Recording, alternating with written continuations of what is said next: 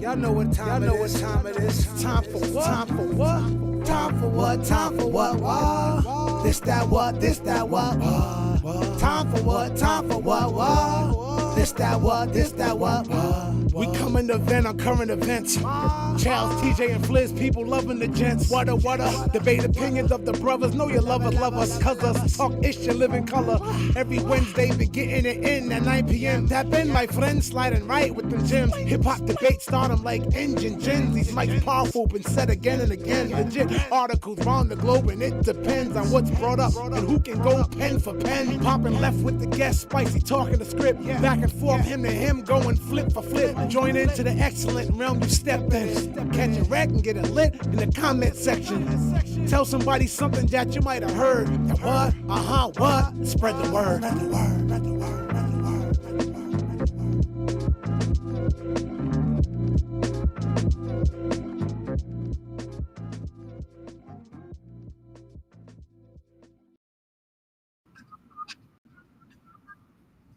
Oh boy, that's a new intro, the brand new smash.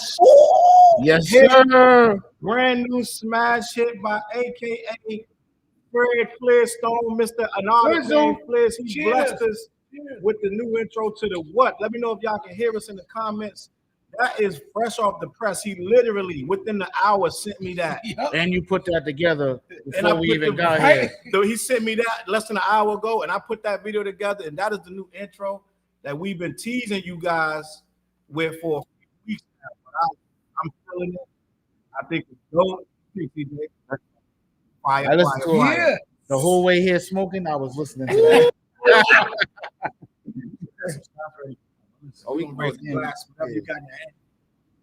Salute to the new episode of the what? Salute. Cheers. Salute. My name is Challz Brown. Beside me is an artist named Flizz, aka Fred Flintstone. Beside him is TJ Soares, aka TJ. Yes, sir. And beside him, special guest, legendary DJ Lefty in the legendary building. If you know, you know. Legendary. Yes, sir. No need for introduction now. Appreciate you being here. Introduce yourself, man. Tell the people what you fucking do, bro.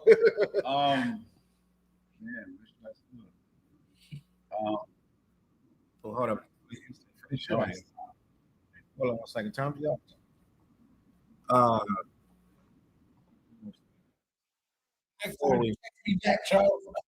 This is how I know who he is. Ask a trick question. Yep. How many years?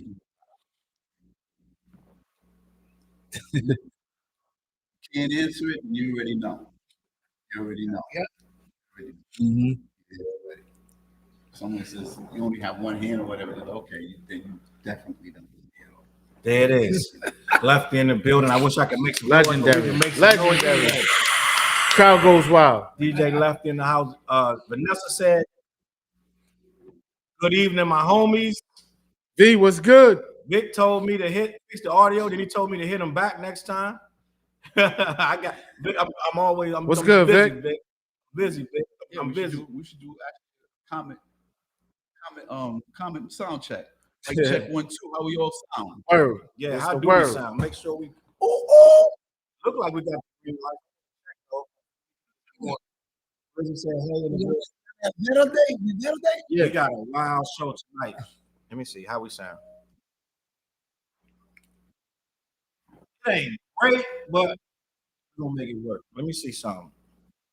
Let me see if I can make sure this audio is right before we get going, because I don't want to get going. Niche in the building. Niche was good. What up, Nick? How you been? It's crazy. Last week it was a video, and this week it's the audio. Somebody throwing spells on us, bro. Uh-oh. And want us to be heard. That's right. Before we get started, January 12th, the locks, TJ Soares. Yes, sir. I'm in the building. Shout out to DJ Franchise. We coming to do what we do. You at the already Strand. know. Blah, blah, blah. Country Buck be in the building too. Country Buck will be in the building with that big bag.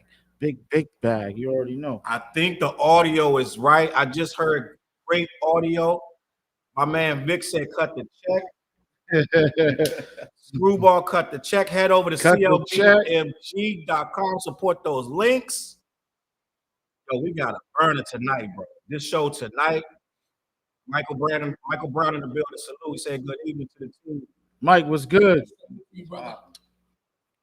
Victor, Vanessa said your lineup on that couch is much talent. Let's go. Rhode Island stand up. And let me see what else we got. Vic said that's what you get for being a Washington Commanders fan. That is my curse. I am cursed for being a Washington Commanders fan. I am sorry in advance to anybody that knows that. I apologize, but that's Lefty sound disappointed when I'm he heard cut that. from a cloth, bro, and I'm not gonna ever be another kind of fan. I am a Tom Brady fan though. Salute to Brady. But listen, Go tonight, this conversation is so serious. I think we're gonna be here for a while, and there's so many angles to go with this conversation. We're gonna start from the very beginning of what we're talking about. There is a guy named Umar Johnson. He said that there is a lot of controversy about this man right here, but the latest controversy is so wild to me because it's taken so many ways. Some ways he's right, but in many ways he's wrong. And I want to get the team's opinion of what's going on with this statement by Umar Johnson. Like I said, the audio. Hopefully we can clean it up. Victor, do you know what Umar Johnson said on the Joe Budden podcast? He said that Eminem, the great MC Eminem, if you're an MC, you just respect what this man does on the microphone. Facts. But he said that Eminem could never be considered the greatest or even in the top great MCs. Even in your top 10, he can't be in there because of his skin color. Basically saying this is an African art form created by Africans. And Eminem could never be considered one of the greats of this art form. Now, I know for a fact a lot of people look at stuff black and white. This is what it is. Yeah. I got some friends who look at things black and white. They see everything through the eyes of black and white. And I understand that. And that's why this topic is very touchy, because some people are not going to have any concessions for Eminem just because he is Caucasian. And we could talk about this for 2 hours straight. Just this topic: Caucasians, hip hop, Eminem, Umar Johnson. This could go on for days, bro. We're gonna try to condense this down and make some points and keep it moving, right? So, what he basically is saying: this African art form can never be co-opted by another culture. That means if you're Asian, you can never be the greatest in Dr. Umar's eyes. If you are Spanish, you can never be the greatest. If you are white, and there's so many variations of white, Asian, and Spanish, all of those that you can think of. I guess you can't even be Indian. I guess you can't even be, you know what I'm saying? Like, can't be none of that unless you're African. Nah, he'll let King slide. But let's get into it. I want to start. This is going to go so many directions, right? But I'm going to go on the right. I'm going to start with the guest. DJ Lefty's in the building. I want to get his take on, and I'm going to keep the question simple before we get complicated. Can Eminem be considered the GOAT or even a GOAT of an African art form such as hip hop? Yeah, because I don't look at African art form. I look at it streets where the art form was formed, originally in New York City, from the 1970s. due to the renditions of 95 going through the city, leaving the Bronx in disarray, looking like a war zone. It was actually blacks, whites, Spanish, Latinos, Jamaicans, and all sorts of people that lived in that poverty. You know what I'm saying? So the young kids of these descendants are really the ones that kind of like came up to the culture. So the way that I look at hip hop is that's how it's always been. It's always been a ray of urban colors. You know what I'm saying? People that came straight from the bottom or straight came from the gutter. You know what I'm saying? In fact, that's who really started from it. That could have been any of us. Look, we got a Jamaican that started turntable August 11th from further. Some people would dispute that, but yes, I understand what you're saying. You know, I can bring it to the 80s where like that. You know what I'm saying? I don't get into religion Rick Rubin, all that like that. You know what I'm saying? Whereas like Def Jam, one of the greatest labels of all time, black or white, and arguably would say he has at least 4 or 5 hip hop classics. Everybody. Facts. Go there with the whole African owning hip hop is just like, my main thing was like what I say to everything. It's like how I question everything. How people sometimes professors such comments and stuff like that. Kind of reminds me of late 2000s when they started to bring in hip hop into the college classrooms, and the only thing they seemed to talk about was Tupac and the violence. You know what I'm saying? And that's not, and I'm not here to disagree with what my friends say, but let's start with Tupac was acting. You know what I'm saying? Outside the acting, he was an activist. You know what I'm saying? So God bless his life because he's not here to live to tell and everything like that. So sometimes the stories we hear about people talking about Tupac now seem way too fabricated from the times that we grew up and knew him as a rapper and an actor. Well, they're embellishing a little bit. They're making it brand.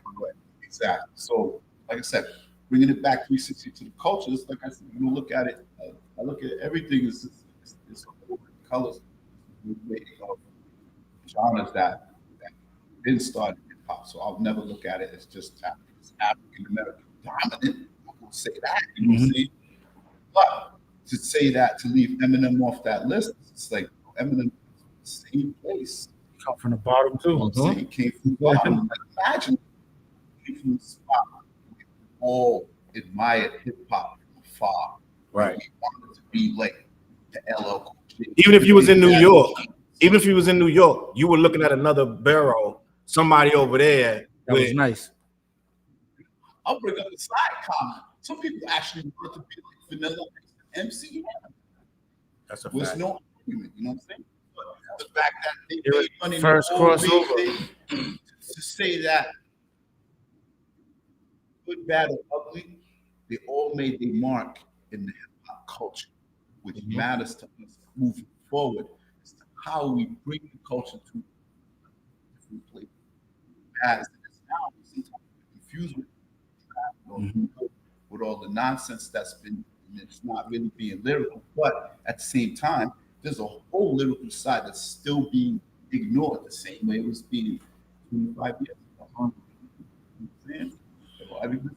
The rappers right now, very intelligent, that got a lot of things to say and try to reach out to. Sometimes we're not reaching out to them because of the fact that the drill stuff, Or the type of music they do. Cardi B beats, Right. and all the other stuff, the all transcending like lifestyle groupie stuff just completely gets in the way of us learning what to do out there. There's got to be better hip hop out there. Which I always, I give everything a chance. But there's better hip hop than what we keep saying. Hip hop sucks right now. There's better hip hop out there. You just gotta fix it.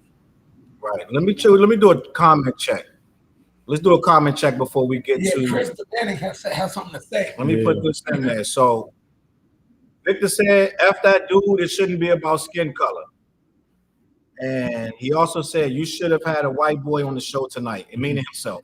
Yeah. Then he also said, that guy is dumb, in reference to Umar Johnson. Let me keep the comments moving. We also got Chris Damming said, the problem with Eminem is white people listen to only Eminem, then say he's the best at rap. How the fuck you gonna listen to one artist and say he's the best of a whole genre? Shaking my head. Disrespect for Eminem is low vibrational music. He was good when he was a kid. Miss Diva said, "Hi guys." It's good, Miss Diva. What up? And she said, "Hey DJ." Hey, Lefty. Kendrick said. Oh, I skipped some. I'm sorry. I skipped some. Yeah. Kendrick on YouTube. Salute to Kendrick. He said Eminem is the GOAT, the king of rap, period. I don't care what color he is. We don't know what color Kendrick is, but he said Eminem is the GOAT. We're going to let that rock. And then we're going to go with Chris came back. J. Cole, Pop, Nas will always have much more substance to their rap. Maybe that's why they resonate more with me. M rap like he's reading a dictionary, no soul to his shit. I'm going to disagree because I've listened to a lot of Eminem. Yeah, Eminem. I think Eminem. I dig into that my own self. He has a lot of substance if you're looking for someone's personal journey. A personal journey doesn't mean that it has to be full of black resonating wordplay and things that we resonate with. Mm-hmm. It's about a person being real. The worst thing a dude can do is pretend to be black and try to show us a black struggle when that's not what he went through. But it's a human. Well, he kept it. I feel like he kept it true to himself and his situation, how he came growing up. You know what I'm saying? Like I feel like when I first heard I was on the first album that song. I never meant to give you mushrooms, girl. I never meant to bring you to. Hey, he had the girl talking to the tree, you know what I'm saying? Like it's a plant. She's talking to the. I'm like, it was crazy. You know what I mean? I'm like, yeah, that's my creative. When people are talking about that, they're also talking about production. Let me finish the comments, then we're gonna continue. Chris actually said he's top 10, but not the GOAT, and that is very important because Chris was saying that he really. It's not like Chris wasn't really rocking with Eminem low key. Yeah. In his comment, that he still said he's the GOAT.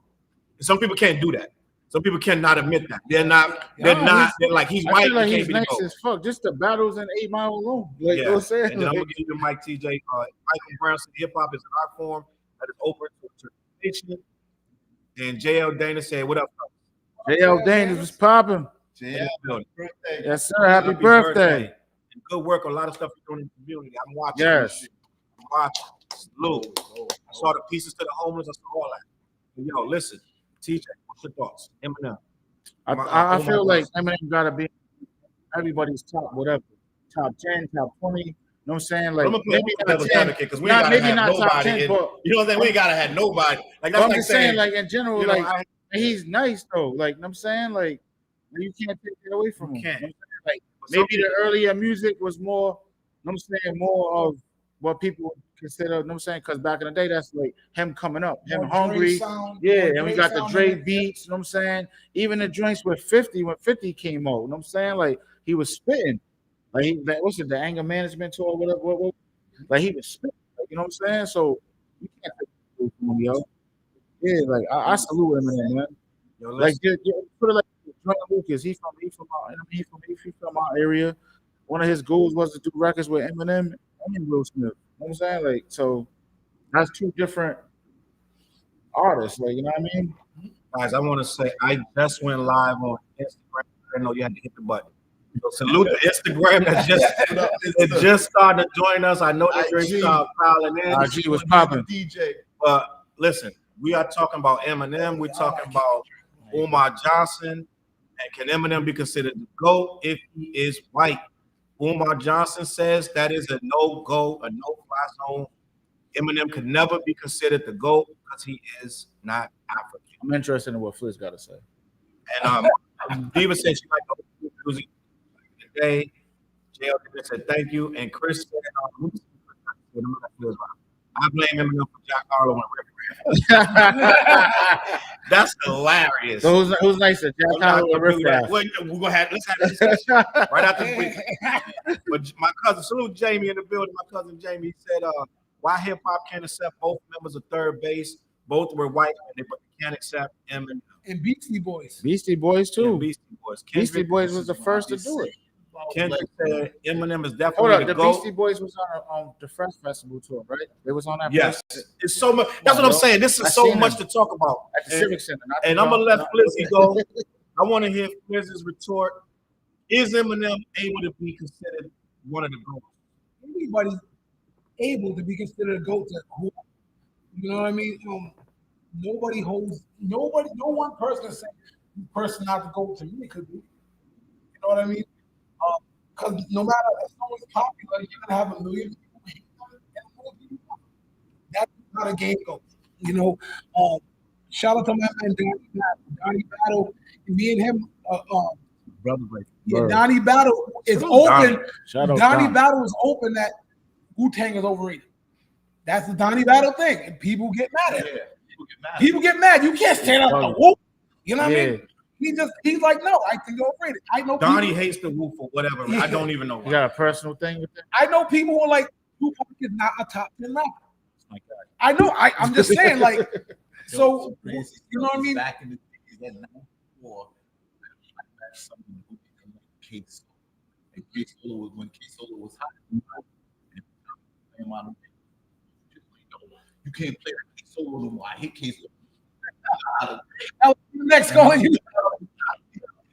That's one of my people.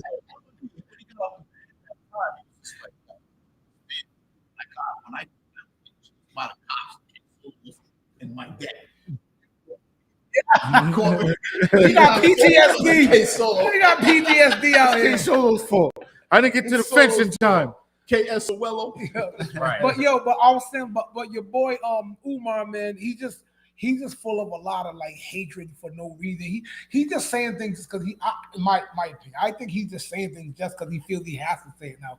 Like not everything is like, dog. Everything can't be because a black man did it. It's like that's not how things work, bro. And he'll fight his point just to make it black. You know what I mean? Yeah. So it's like, dog, fall back a little bit, man. Like, and you can be telling him in his mannerisms, when you start challenging him and your point is starting to touch something, he gets all aggressive, starts kicking his legs up. That's a sign that he's starting to be reached, and he don't want to be reached. He's like, nope, my wall's here, fuck that. So as far as Eminem, yeah, he can be considered a GOAT. He is nice. Do I think Eminem is the best rapper? I'm going to say no, but I think Eminem is definitely one of the top tier rappers. Can we agree there ain't no best rapper? Like let's start there. If somebody say what's the best rapper, it's too many styles, it's too many things you're looking for, too many concepts, too many constructual. It's too many to be. You're the best ever. It's basically like what Flizz is saying. Like everybody got their top. Everybody artist got their top. I think Eminem's the top 10 5 rapper. is different from his top 5. Like you know what I'm saying? So it's just like, but that's just what like, it is. Who does he speak to? And that earlier the comments when I told people the mics are historically, powerful. Yeah, these mics are powerful. These mics are powerful. I listen to all music I can. A lot of there's a lot of Eminem stuff I don't really repeat. I'll play it like, oh, this is dope, because Eminem is technically a technical monster. His techniques, but I sometimes see it's like, that doesn't reach me. Mm-hmm. You know what I mean? But like, let's take I think it was the Eminem show. That album was crazy. That was the album I thought, I can keep playing by this man. Yeah. You know what I mean? But yeah, there's something on touch with. Then production wise, it's like I know what they say. There's no soul. Who was saying that? Lord Jamar. Lord Jamar was on that time. There's no soul or whatever. And I see what you're saying. Like, no, there's some soul. You listen to some shit. There was some soul, but coming from his vantage point. Yep. But I think hip hop. I always put these quotes up. And another quote I'm gonna coin: hip hop is a different animal. Know what I'm saying? Hip hop always wants this sound in its thing. Eminem, lots of things bridges genre gaps. Yeah, he does a lot of different sounds, and so he doesn't just say, all right, I'm just gonna do this hip hop style beat with boom bap drums. No, like that Dido sample he used with that song. Yeah. That song was a monster hit. The song he did for 8 Mile. No, I'm sweaty, knees weak, arms are heavy. There's vomit on his sweater. Wait, is that one of his biggest? Is that one of his biggest selling records? I think that's the one. I think that might be his. You as a Sistine DJ, Chapel. if you was a player Eminem, and I know Eminem don't get played in a club. I'm saying like if there was an Eminem record that you would play, would it be that 8 Mile record? Or would it be something like a 50 Cent featuring Eminem? Oh yeah, I spin a lot of open formats, so I spin a lot of the stuff from the the second and the third album from the Marshall Mathers and the Eminem show mixed in, because some of the stuff is party. It's not to say I'm of culture, but I have a residence at Foxwoods. I do a lot of wedding events for everybody. So Eminem definitely falls here and there on that list. But to say if I'm going to pick it up and play it on purpose for people, for me to go out, not say go out of my way, but it's just like, that's not really in my system like that.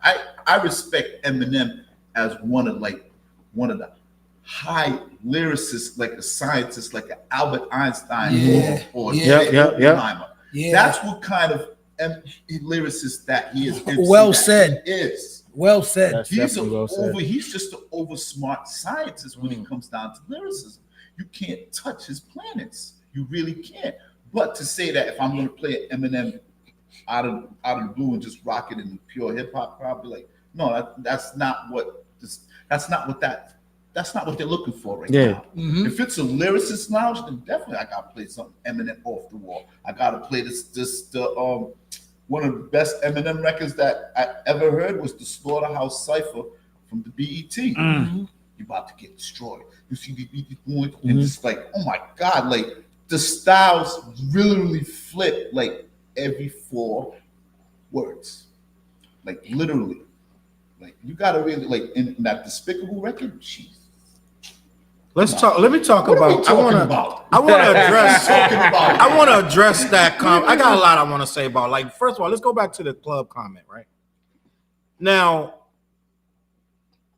we could say they don't play Eminem in the club if he was aiming for club play. That's not what he's aiming for. You see what I'm saying? So that's like saying they don't play Naughty by Nature in the club. They're not aiming. Naughty by Nature haven't had a record in 15 years. You know what I'm saying? So it's like Eminem makes music, but he's not aiming for the club, right? It's a lot of artists not aiming for the club. So it's a lot of stuff not going to get played in the club, right? It's a certain level of hip hop that we can't keep rating stuff as if the club going to play it. The club is responsible for a lot of stuff that I wouldn't put in my car if you gave me $1 million. That I'm not going to ride around all day listening to it. I'm not going to do it. Club don't even want to hear dance music. They just want to stand. They just want to vibe out. And I also beg to differ. There are times at night in a club, and I used to go to clubs a lot. First of all, most clubs are eclectic. Unless you're really in a straight up chocolate city, most clubs going to have a certain. They're going to have Spanish. They're going to have this and that. Right? Yeah. Eminem he has a song with Rihanna that could play in the club. No, I heard that today. That's right. That you said that. Yeah. Every girl in that club gonna know that song. Oh yeah. Right. It's certain times of night that you could play that song. If you're in a mix of all kind of music and you throw that on and you mix it right, they're gonna rock with you. He got about 7, 8, probably 10 joints that could be played in the club. I'm not saying at the height of the night, because at the height of the night, you're playing everything new. Now, so like the Eminem record, like those type of records, they're gonna get played like in Vegas, like Dre is. They're gonna get played. Eminem got about 50 records right now that he could do a show for 3 hours and not run out of music. Like so when I think of clubs and I think of hip hop clubs, I'm thinking of. In a hip hop club, first of all, that's a rare thing. Yeah. I'm thinking of hood. Yeah, nowadays that's. First of all, ain't no such thing as no hip hop, because a hip hop club is gonna play Eminem all night. Right? It's gonna play Wu-Tang. It's gonna play Special Ed. It's gonna play Run. It's gonna play EPMD. It's gonna play KI Rap. So ain't no hip hop club right now. Let's be clear. Oh, yeah, ain't no hip hop club, because half the stuff in the hip hop club gonna be from the 90s and the early 2000s anyway. So let's be clear. Ain't no hip hop club. Ain't no hip hop radio station. So if we're gonna say hip hop club, they're gonna play Eminem in there. He got 50 joints that can play, right along with Raekwon, Ghostface, all that. So let's be clear what we talk about. If we talking about, and most of the comments not coming from hip hop people that go to clubs anyway. Umar Johnson's not a club head. He's talking about hip hop itself. Eminem can't be the GOAT of hip hop itself. This ain't about no club. He's talking about hip hop. So if we talking about spitters, he's saying even if he could spit, he can't be the GOAT of this because he's white. Now the simple fact of the matter is, I don't subscribe to white and black. When I was back in the day, guess who was one of my favorite groups? Beastie Boys. Beastie Boys, love that. One of my favorite groups, Third Base, right? One of my favorite rappers, Everlast, right? Milkbone. Curious George wasn't white, but he was Nice. He was a Spanish dude. Third base, like you right? said. I love that. So Cactus out. now I was not a Vanilla Ice fan. I'm not gonna sit here and lie to you. But I He like Hammer though. He like Hammer though. Didn't like Vanilla Ice, but we admired the way that he worked his way to start. Well, let me say this about Vanilla Ice real quick. He just did an interview with Vlad TV. Is it Vlad? Yeah, with Vlad TV. Yep. And I watched it from beginning to end. I think like an hour and a half. It was Vanilla Ice deserves respect in hip hop, because if you watch that interview, he's in his hand is in everything from Tupac to, like, you wouldn't have half the stuff you got if Vanilla Ice Records didn't do what they did. And Suge came and got the money from Vanilla Ice to give you the Chronic and to give you not Aftermath, but to give you Death Row and to give you Tupac and to give you Snoop. All of that stuff came from Vanilla Ice money. Facts. Yeah, you can't deny it. So until you really understand what's going on with Vanilla Ice, maybe you didn't like his flavor and you saw him da-da-da. Vanilla Ice said he was on the chitlin circuit going to all the black clubs down south before he made it. He was doing that for 3 years. He was going to rap bars and rapping like we do with open mics. He was doing what you do to get his name up. So it wasn't like he just signed overnight and they blew him up. This dude was performing for years before he got that deal. Yeah.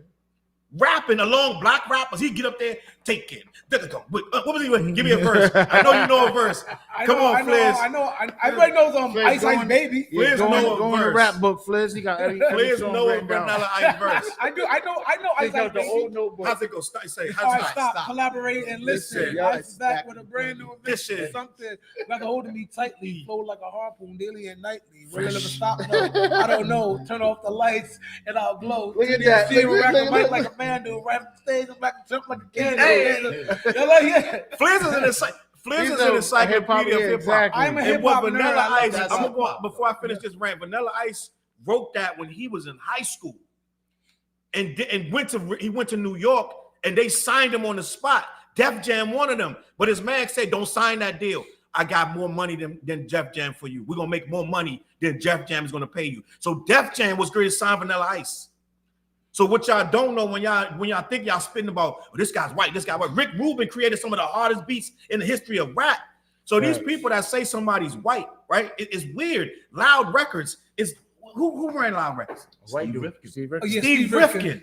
Yep. You would have had Wu-Tang, MOP. I can name you 17 rappers. Pun was on over there. So what I'm saying is, when you try to separate this stuff by white and black, you're missing the point. And even the mob didn't. He was part of the mob, and they wouldn't even give him money for that.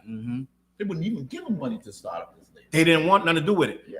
This is what I'm talking about. When you start trying to base stuff on somebody's color, that means you don't understand what this hip hop stuff. What's my guy up in New York? You have Stretch and Bobbito, right? Doing the radio.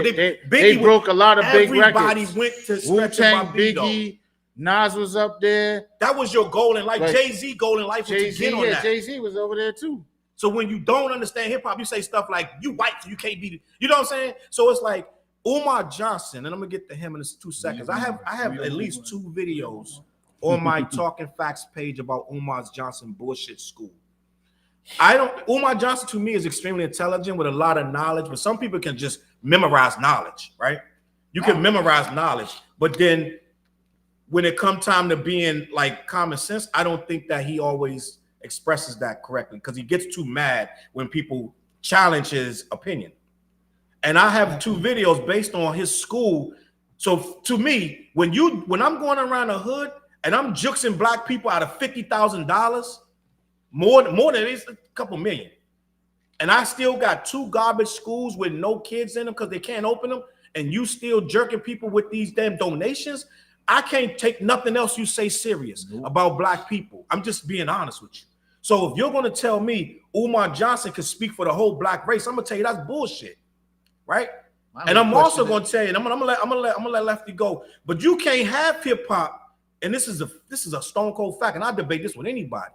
Yeah, we started it on the concrete, but it wouldn't be global without them other cultures. I'm just going to keep it a buck with you. Speak. That's facts. It's a lot of record deals was handed out to some of your favorite rappers by these quote unquote white people. Yeah, they jerked them. I understand that, but they jerked everybody. And at the end of the day, it was for us to rise above that. Now, I'm like this. I'll take the jerk, but some of these guys got 30-year careers from the jerk. Facts. It's right? what you do with it. Rakim, Special Ed, all these people. KRS always talking about how Jive Records. I was dying to be on Jive Records. Jive RCA is down with us. Yep. Biggie, he was bigging up Jive RCA, and then he realized they jerked him. But that's part of growing pains. Every artist gets jerked. It is what it is. It don't matter your color. We don't talk about that. So what I'm saying is, when you base shit, when you lock stuff in on color and race and this and that, that's when you're going to lose the argument to me, because nothing is cut and dry. You got fucking slaves that was free because a white person let them hide in their basement. Nothing is cut and dry over race, bro. Nothing. You're not going to tell me nothing is all cut and dry because someone is a color. I'm just going to be a buck with you. So the simple fact of the matter is, Eminem studied this culture just like I did. He put them headphones on. He could name 50 rappers. When he did his Hall of Fame, no, was it Hall of Fame? It was. He did his induction. It was some of the Grammys. It was an award. It was something. It was some. He started. He named everybody. Rakim. He named them all. He named people who dissed him. He was named Melly. He named Melly Mel, who consistently dissed him. And what I'm saying is, you don't do that when you don't care about the culture. And this thing about, it's a lot of producers that's white that made impact in this culture. It's a lot of people that was managers, right, that made impact in this culture. Right, so a lot of the people that you thinking that you saw Kool G rap up there, you thought he got there on his own, right? A lot of cultures was getting Kool G rap there to get there to in front of you, so you can be like, what's the joint he got? what's the joint Kool G rap? What's the record? The joint he got the video for, like his first joint. That joint. You thought Kool G rap got there on his own. It was a lot of people that got there. And I'm about to go to the comments, right? Yeah. It's a lot of comments. We're going to do a comment check right now. But what I wanted to say is, basically, and I'm going to let everybody else touch in on this, Eminem studied this. I listened to his cadences. I listened to his flows. I see where he da-da-da. And I'm like, most of these dudes that like hip-hop can't even do 90% of the flows this dude's doing. They can't do it if they try. They get in the studio and try and can't do it. This dude is nice. And when you say, oh, he don't talk about relate to that, I related to it because I used to listen. The first 3 or 4 Eminem joints I related to. I'm just gonna keep it a buck with you. And I got a great. Me and my mom had our differences, but I didn't hate my mom. I didn't want to throw her in the trunk. Yeah, right. But I still related to what he was saying, and I love creativity. When I first heard Eminem, it was on. He said, "I'm sorry, mom." We're gonna do the comment check right now. When I first heard Eminem, it was on the college radio station right here in Rhode Island. Is it RIU? 90.3. Yeah. I didn't know he was white. It was a song called "I Just Don't Give a Fuck." Like that. Yeah. Do you remember that? Yeah. Off the first little EP. The first joints that and the college stations picked it up. And nobody knew what he was. They just knew this was dope. I was riding in my car going to pick my girl up at the time. I was like, yo, that joint came on. I was like, yo, wait. It caught my attention. I started listening to everybody. In case I was like, this dude is nice. This dude is nice. So you can say whatever you want. If you wasn't in that time and you didn't hear this dude come off on that radio, when everything else was like blah, it was like, it was okay, da-da-da. When you first heard this dude spitting, and there's a lot, even Razzcast said, he was telling people like DMX, people that's big, he said, you gotta hear this white boy. Razzcast was like, you gotta hear this white boy. Yeah, because he was battling this footage of him battling like bodying, like straight bodying, you know what I'm saying? And I'm gonna leave it at that. Like, for real. Hey, yo, and matter of fact, who's his favorite rapper? Who's favorite rapper? Reggie Noble. His favorite rapper is Redman. That's which tell you everything. That Let's do tells the you what it comments is. check, Flizzy. My thing going back far enough. Chris Demanic said this might be the best episode he's seen, y'all. Benny Stevens said he absolutely can't speak for me. Tiffany, what up, Tiffany? I'm gonna light him up when you say it. Okay, got you. Tiffany, she said, hi, uncle. That's my niece. Who said he's prejudiced. Sometimes inside thoughts should stay inside thoughts. Can Eminem be a GOAT? For sure, but GOAT is subjective and sir isn't even in the industry. So respectfully, doctor is just yapping. I subscribe to races since cultures exist. However, color doesn't even distinguish race. Also, race and color are not the same thing. The argument is an example of not everyone's opinion should hold weight. He doesn't listen to M, but who does he listen to? Chris Demanic said Rakim is better in my opinion. Benny Stevens. I mean, Rakim is the GOAT. Yeah. Benny Stevens said I there's think no sometimes rappers people- today. I think sometimes the subject flies over people's head because we was actually it should have been a debate about how Dr. Umar is pretending to be a gatekeeper of a culture. Let's and, say Yeah, that. speak on that, bro. and of black culture also. It's just like, well, who nominated him to be that? That's Facts. my first. That's my. And that's first a thing. whole nother And That's topic. basically a what he whole was other saying behind the topic, scenes but that's before we what I even think. came on I the don't want air. people to think that this whole subject should be about Eminem because it's just like, no, the debate was about should Eminem The be source a of who GOAT? said it. And all of a sudden, now this whole topic has been about Eminem and just about him, and Right. skipped over the person that's actually like disrespecting the culture by depicting someone who's easy to be picked on. Yeah. You get what I'm saying? Did you read what So- Thomasina wrote? Oh yeah, I was in the middle of it. White so boys I keep got- the underground hip hop. Yeah, I actually commented. I said that's super true. That's true. Like yo, the That's what you be underground seeing- rap scene. That's what you see in a lot of them. Like I mean, like Yo. the hip hop spots. Like Matter of fact, me and my boy Errol Flynn, aka Evil. I want y'all to look out for the Tritons album. That's me and him, a combination album. And guess what color Yeah. Evil is? Yep, he's a white boy. he's I mean, nice too. shout out to Evil. White And man. He's nasty. Facts. And you're gonna hear my return to the underground rap scene on that level. But look out for the Tritons album. Bang, But bang. yeah, but Thomasina, you're 100% right. You know what I'm saying? right. They keep the underground scene running out this joint. Shout out, what up, Allie? I see you. What up, Emily? I see you. They're both saying hi to me. And yeah, yes, Lefty. Benny That's what she Stevens. said. Benny Stevens. And with us growing up listening to hip hop, originality was the biggest thing because you can name 10 rappers off the top of your head that don't sound alike from the 80s to 90s. That's a fact. That's a Alien, fact. did you you just shouted out Allison Rose? Yes, my girl Allie, yeah. Salute. You just shouted out Emily. Yep. I'm bugging out. Yep, shout out to. Ace in the building. He said it's the first live show he got to catch. He's happy. oh, about that. Ace, what's popping? Oh, got they to wish see the Ace. live show I know a again. few of them. Thomasina said yes, Lefty. Now we're gonna resume the conversation. Let's Flizzy, get did you have something to talk about? As you wanna far as touch that, on? as far as I pretty much think I said what I wanted to say earlier about Umar. Like, and I like how Lefty articulated that. Like, he can say what he wants, but who is he? He's not the gatekeeper or anything. You can't blanket my opinion just because I'm black. You feel I'm black, I talk for all black people. No, you don't, bro. That's the wild. You thing. know? That's wild. Chris Damming, he said Eminem studied the game and can rap his ass off, but he comes off like Elvis because he took the music of people of color to the audience that may never have given it a try. And that's not what's it's nothing bad about that though. Yeah, no. What happened is he Elvis figured out how to tap. tap. They just figured out how to tap into the audience. Facts. And Entertain. what we talked about earlier. Vanilla Ice was the first piece. Like Vanilla Ice, Beastie Boys are gonna. Oh, you know, I'm Yeah. glad. That's what I wanted to talk about. Who took it there? Let's say Like Beastie Boys replaced people that were opening up for Madonna. Facts. Facts. You know, yo, culture was good growing. evening from St. Pierre, Florida. Salute Patricia Rose. Yo, know what the thing is about Eminem? Trisha was popping. Eminem and LeBron James have something in common. They threaten who you might want to be the GOAT. Ooh. So there's never been any real white boy to come along and threaten for the crown. Eminem is a legitimate threat for the damn crown. And that makes a lot of people uncomfortable. Yep. So think about that. The same way That's LeBron is like, nah, MJ's a GOAT.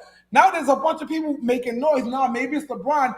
MJ lovers are gonna fight you for that. They fight hard. So it's the same thing. Like, And I'm an MJ lover. and I don't you fight never, LeBron, you though. never hear nobody. Yo, if someone said freaking I don't know, MC Search is a GOAT, we just laugh. That's your opinion, whatever. And we all know MC Search will never be considered the GOAT. We wouldn't even be mad. But Eminem the GOAT, you're gonna get a real fight now because he's a legitimate threat for that. Like you said, like LeBron, like we grew up as MJ fans. Yeah. We watched the in MJ living games. color what MJ did from pretty much 86, 87 all the way up to 98, 99. We see actually a lot of people born in the 2000s after that was just like sometimes like your opinions and comments are debatable. But for us that seen that, it's just like, come on, that was something that was unreal. You know what I'm saying? It was unreal the stuff that he did. And it was unreal the way that he lived his life. That's why so many people respect Michael Jordan. LeBron is, like you said, it's just like hip hop. He's a different animal. We've never seen anything like the lights of LeBron. Facts. So to put that in a like in the chronological order for him to be considered to go over MJ. That's up to the people that watched LeBron James do what he did from 03 up until now, and I would favor that because you never watched MJ do his thing. If you're born after 98, you've only seen video clips or you've only seen the hype. So you're gonna watch the game. Live it. You know? That's where I always come with the MJ LeBron debate. It's just like if you was there to actually live through the MJ era, it was a whole different thing. I was like watching. It was like heaven opening up. Like, wow. He's like, oh, you seen what you're in school the next day. Like, you see what Jordan did? Watch when we get to gym class. You're talking your shit like, watch when we get to gym. LeBron James moved a few mountains and moved a few rivers, what you never seen before either. But come on, like, you gotta honor and respect what these cats do for the sport or what they do for their genre and their cultures. Like, that always gets overlooked. It's like always gets overlooked. Ms. Diva said, I like T.V. Herman. He rap too. Chris Damon said, nah, Bill Russell to go. He taking it on some old school. See? We watched Bill Russell win 10, 11 rings. We didn't. But that's like a whole different time. Benny Stevens said, one thing about Elvis Presley, he always gave props to the blacks and where he got his music from. That is a fact. He never pretended that he didn't get it. And I want to crazy because in the movie I was trying to see if I wanted to see if they was going to show that. He did. Now I'm not a pretty good ass movie. It was a good that movie. That was a good movie because this is what I gotta say that probably nobody has talked about. If I was white, I would be in a rock and a hard place because I could never ever live up to what black people would expect me to be as a rapper because they would never give me that time of day to get there. You know what I'm saying? Like I would never be able to prove that I love it as much as you, that I can love him 10 times more than all of you, but it doesn't matter because I'm not the color that you know what I'm saying. That's the case in a lot anyway. Let's be real. That's just as far like as hip hop, I'm talking just the pure form of hip, not the contemporary, not what's on the radio. The pure form of hip hop, like Thomasina said, just street shit. Show a pure form of hip hop. I mean, the purest. Who's gonna be in that crowd? It's gonna be all white boys.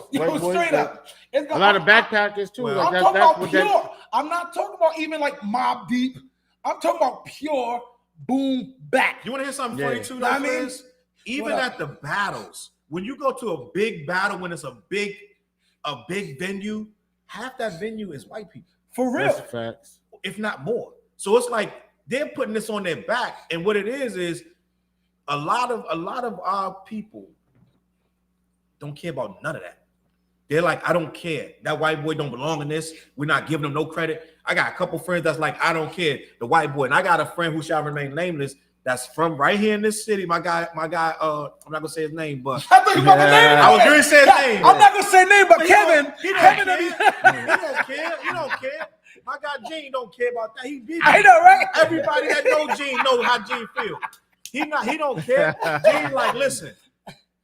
He texts me.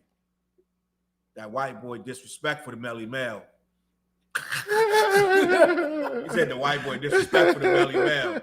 I said, Gene, the dude been picking that Melly Mel been picking that Eminem for 15 years. He said, I don't care. He disrespect the black man. He doesn't care that he doesn't. Melly Mel could slap him. I was about to say, he doesn't care. People just keep letting him slap him. He supposed to just eat it and say, "Thank you, sir. May I have another?" I said, Gene. He defended himself, dog. The guy, he didn't even spank him. He just said something. He said he was on Roy. He got Roy rage, and I said he left it at that. He didn't even write a whole verse. Wasn't a whole song. He just gave him a jab. He's like, I don't care. He got to respect his. I said he shouted him out when he got his award. I don't care. He got to respect his black. So some people do not care. No, they don't care what it is. They don't. Sometimes it makes a good comment right now to bring up. It's just like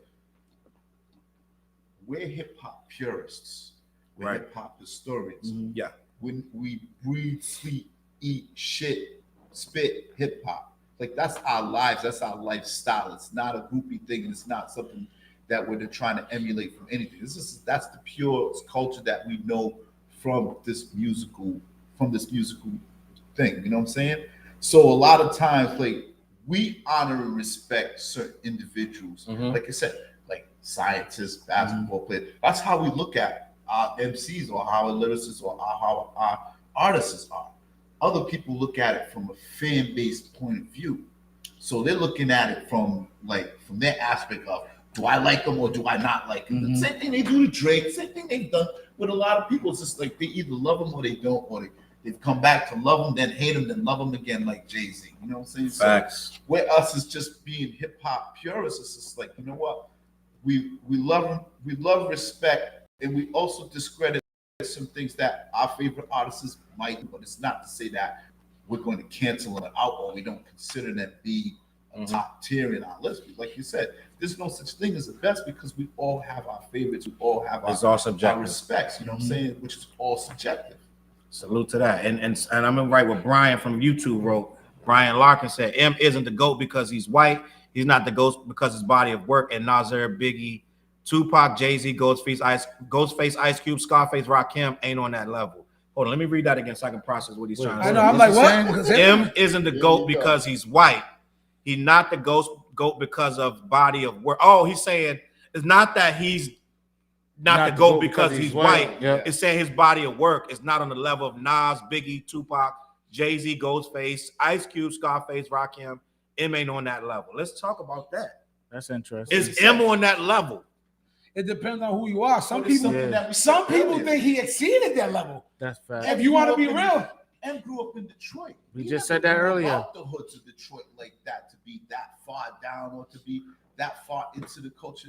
Like you said, all the people that he named, where are they? They are basically on the far coast or on the left coast. And Tupac is in between. Brooklyn. He New York too. So all of that is East Coast and then Scarface. And Cube is the West Coast. It's like it's mostly guys from the 80s who got they grinded their teeth in a certain era that we feel that era is the golden era, 80, 87 to 97. Like that little era, we give that era all the praise, which it deserves. And my top 5, ain't nobody in my top 10 outside of that era, other than Kendrick and Cole. I haven't added no one else. Oh, you know.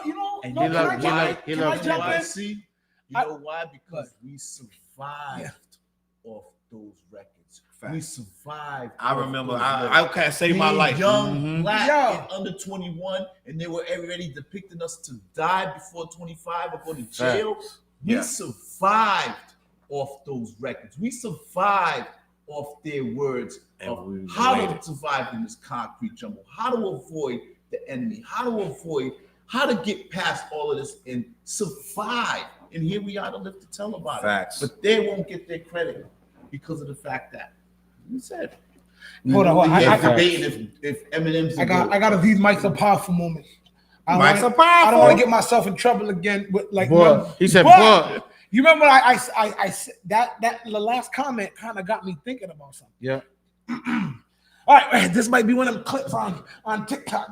Remember the Lauryn Hill thing I said about her one album? Yeah.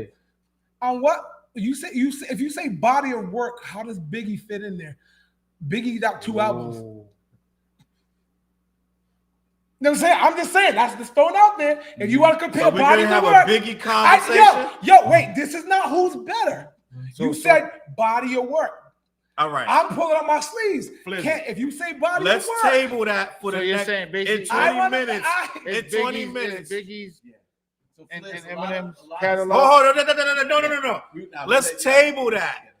20 minutes. We're gonna have a full that's on. a good talk. All right. Because we're going to leave the Eminem and go into Biggie. I don't want to do that. That's a good talk. We're gonna table that. Next week on the what? No, not next week. In 20 or less minutes, we will have how is Biggie's body of work? Because he said Biggie's body of work. So Yeah. I remember 2 albums. Let's and finish one this thought. posthumously. Let's finish this Eminem thought, and we're gonna get to that. Yes, Flizz, there's something you're missing. Let me do this comment check. If you ask me, this is what Kendrick said. If you ask me, Melly Mel got what he deserves. You don't diss an MC, a white MC that looked up to you. I mean, Eminem shouted him out as 2022 Rock and Roll Hall of Fame speech, which he did not have to do. After he dissed him. Yeah, After he dissed him several times. And he shout out Brand Nubian and Lord Jamar after he dissed him too. Dale said M does not have a classic album. His discography is not strong to me. Dale, I low-key disagree, but I can't argue. Yeah, I disagree with that. But it's his opinion. I low-key disagree. It's about the journey. Yeah. And then Bernie. What's the question? Benny said, I got a question. Benny? Let me click the next joint. He said, "Why?" Oh, that's Chris. Chris said, "White people do show up to more rap shows. They have more of an opportunity to come from generational wealth." That's a whole nother topic. Yeah. So therefore, they can have more time and leisure with them than some of us. Just my opinion. And I understand what you're trying to say, Chris, but they don't have to go to anything. They go into the shows because they want it and they love it. They fans. Wu-Tang, NWA, them white boys was on that back when we was on it. They was on it hard too. Because think about it, right? Fans of the culture. And like Wu-Tang, they went on tour with, was it Rage of the Machine or one of them? All right, so they didn't understand why they should be on that tour. Right. RZA understood why they should be on that tour. Right. They didn't really make it through the whole tour. They got kicked off. But like, you know what I mean? Like RZA already understood, like, nah, we have to do this tour. They was looking at it like, all said and done, it was just like, damn, we fucked up. Yeah. They didn't see the opportunity while it was still. But Wu-Tang messed up in a lot of ways. So they messed up many opportunities. That's why you see them now. Yeah. They got a tiny desk. Everybody's there because they messed up so many opportunities back in the day. They messed up a ton of shit. Not just Rage Machine. They messed up a lot of shit. At least 10 years of Wu-Tang messing up their bags, bro. Ghostface dissing Hot 97 on their stage. They banned them from playing them again. So it's like they messed up their own bags in many ways. But let me finish the comment check.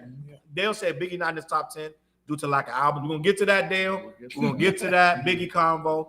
Brian Locker said, name an Eminem album better than Ready to Die or Life After Death. I'll wait. Well, we're going to get to that. That's opinion. I mean, What would you do if your stepchild wants to physically fight you because your way of disciplining him? What? Whoa. Not a spam podcast. No, that's my guy. That's Benny. Benny. Oh. That's Benny. Maybe we get to that at the end. I don't know. But listen. And then we're What Therapy Show. We're going to move on. It's so much to touch on. We can't even get to Umar. Before we can't even get past the white. Let's move on. I don't think we need to. I think we already said enough. Yeah. Because Umar is that's a whole contradiction of. Yeah. We said it. Yeah. It's a whole contradiction of just. Lefty said it best. Who gives him the right to speak for the whole black race? And a lot of black people don't want. Now, we're going to talk about this Vanessa Bryant thing, or we're going to leave that for later. Because he's also said. Umar also said that Vanessa Bryant, he was on the Joe Budden podcast. He said that Kobe's wife, Vanessa Bryant, has done nothing for the black people with her money. But Kobe did. Kobe's inherited money. But Kobe was doing things. You know what I'm saying? So it's like, again, you got to understand the source. I know that, but it's like, what are you expecting her to do, bro? She lives in Beverly Hills. I don't expect nothing. Like, I mean, like, she lost her husband. Like, you know what I'm saying? It's like to normally like she's grieving, and bro. This is like it's like in my opinion, I don't expect her to do anything for anybody. She lost her husband. She lost her heart. Child. Say you know less. what I'm saying? She lost a child in the middle of that. And she got to come. And no, I'll go a step further. What year was that? What Kobe died? 2020. Yeah. That's only been 3 years. Yeah, he died. She's still grieving, bro. She's grieving and trying to figure out what to do. Her husband and her daughter. She's still trying to sue the LAPD. She's trying to get through that. I think she just won that like a couple months ago, right? I'm not sure. She just won the LAPD case. Something happened with that case, though. A couple months ago. But it's like, so let's be honest, bro.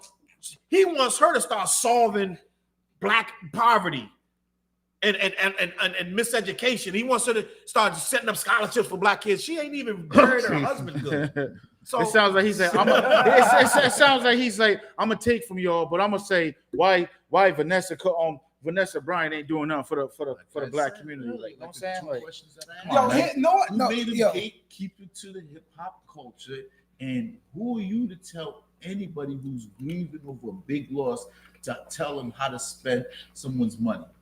That's a division. He's just starting to hate on Vanessa Bryant is Mexican. I think she's Mexican, right? She's some like I think she's Mexican. I believe so. Yeah, she's some type of she's Latina. She's some like Spanish. She low-key fire. She's some Latina, right? So if we're gonna bring it to hip hop, we've always viewed that as minority. Period. That's always welcome. There's certain privileges you get just being minority. He's just attacking anybody for anything. And I'll say this: Vanessa Bryant is a goddamn writer. Cause when Kobe cheated, she could have took half his shit and bounced then. Yep. She rode with him after he admitted, yeah, I made him sick. I boned this shit. He gave her a big ass diamond. Oh yeah, but she could have took half the shit. She could have got that diamond alone. She could have ran with the super bag. I'm starting to respect like people who can like the fact that she rode through that. You don't need to like be attacking her on what she's doing with what she inherited. She didn't, which means she genuinely wanted to stay with that fool. Mm-hmm. She could have got half his shit and got another basketball. Yeah, bro, she could have got half. She still. I'm gonna stick this out, bro. She could be Steph Curry's wife. So don't attack that woman. And you know what? I don't want to curb the subject too much. That's why I got more respect for Cardi B now. Because I was like, damn, all these girls talking about WAP, but she stuck out with a dude. So she talking about all that freaky shit, but she stuck with one guy. Shit. And he so to me, I'm like, wait a minute. If you think that chick is a writer for her, she's a writer, yeah. You know what I mean? So I'm not gonna attack Cardi B on no shit like that. Love Mommy's a rider. And I like as a dude, I love girls who ride for you. I love girls who are riders, man. I'm not gonna attack a girl who's real, who's a rider. I take it up a level. Leave Vanessa Bryant alone. Shout out to all the wives and shout out to all the women that really hold their men down. Yeah, that's what I'm talking about. Good, bad, salute. Shout out to Nisha. Shout out to Nisha. Salute. I know. Hold up though, because this is real. Bro, that's real knowing shit. that your situation where you could have chose to walk out the door, but you chose to stay and make that man a better man than he is today. Or if he fucked up and you let him and you walk, I give you props to the same thing. But that's not an easy thing for any woman on the face of this earth to deal with. Facts. With a man's bullshit. You know what I'm saying? Like, I hate R. Kelly, but one of the realest things he said, when a woman's fed up, that's a fact. I'm not even going to finish the sentence. That's a fact. But for the ones that ride, know how much damage was really done and how much can be mended from that. You get what I'm saying? That takes a real strong woman to forgive and forget and to move on because they know that the better is coming. You know what I'm saying? So shout out to all the women that really hold it down for the man and it's not fraudulent. Yeah. Facts. Yeah, I gotta laugh because Nisha put the eyes in. She put the double. Oh yeah, you know she's a writer. But right? Yeah, Nisha. That's facts. That's what's up. Nisha, like, we just roll with Nisha. Salute to Nisha. Right? We was in the what? Where was we at, TJ? Turks and Caicos. Turks and Caicos on a horse Bahamas, on the beach. What was that? T, listen. Now, I'm gonna say this. Like everybody close your eyes. I found a spot where the pool is in the hotel room with you. Wait, where's that? Your room got a pool in it. Where's that at? We need to go there. They got 5 locations. They all up in it. Where we listen, go? we will talk. Look, Niche, we will talk. Listen, it is Actually, what it is. I don't need that. That's gonna be a lot of water inside. Listen. When you see it, you're gonna be like, damn. Wait, can I smoke in there? They're gonna be like, you should have told me. Can I smoke in there? I don't know if I smoke in there, but you can smoke outside. But listen, that's extra. Word, I think we're gonna wrap up this Vanessa Bryant. I respect what she's doing. We don't know what everybody don't show what they doing to charity. Right. He don't have no idea. But what he's become is what they call a clout chaser. I don't think you can be a scholar and a clout chaser at the same time. But I believe he's both. And I believe he's deflecting from the fact that he haven't done what he needed to do with this school. And they still let him come on a Joe Budden. I think he kind of goofy for having a guy on that's been lying for years about this school and taking all this money for 10 years, talking about donations. I feel like if anybody have Umar Johnson on now, it's irresponsible. And I'm going to move forward. Salute to Ace in the building. He said, let's talk about it. My guy Benny said, so you're just going to hold that for yourself. Yes, I'm going to hold it. More information will come out, but I don't want everybody rushing over there before we get Listen. I want to move forward. Yo, do a podcast from the pool and shit.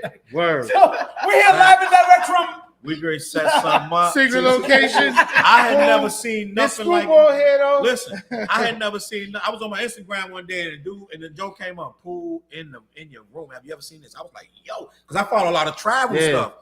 And I was looking. I said, I went to comments. They said, oh, it's called Sirianni or something. But it's like over in Wisconsin. It's like 5 of them. Wisconsin, Illinois, all these different places, right? Up somewhere we can go to. And I'm gonna slide right in. It's gonna be beautiful. But listen.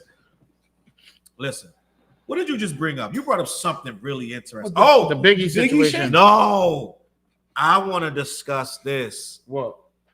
You just brought it up about Holly Berry. Who said it, Flizzy? Gilbert Arenas. Gilbert Arenas said something wild. Break it down. Said something wild. And I saw this on Twitter, and I was like, first of all, you lame for saying this story. But let me just tell you the story.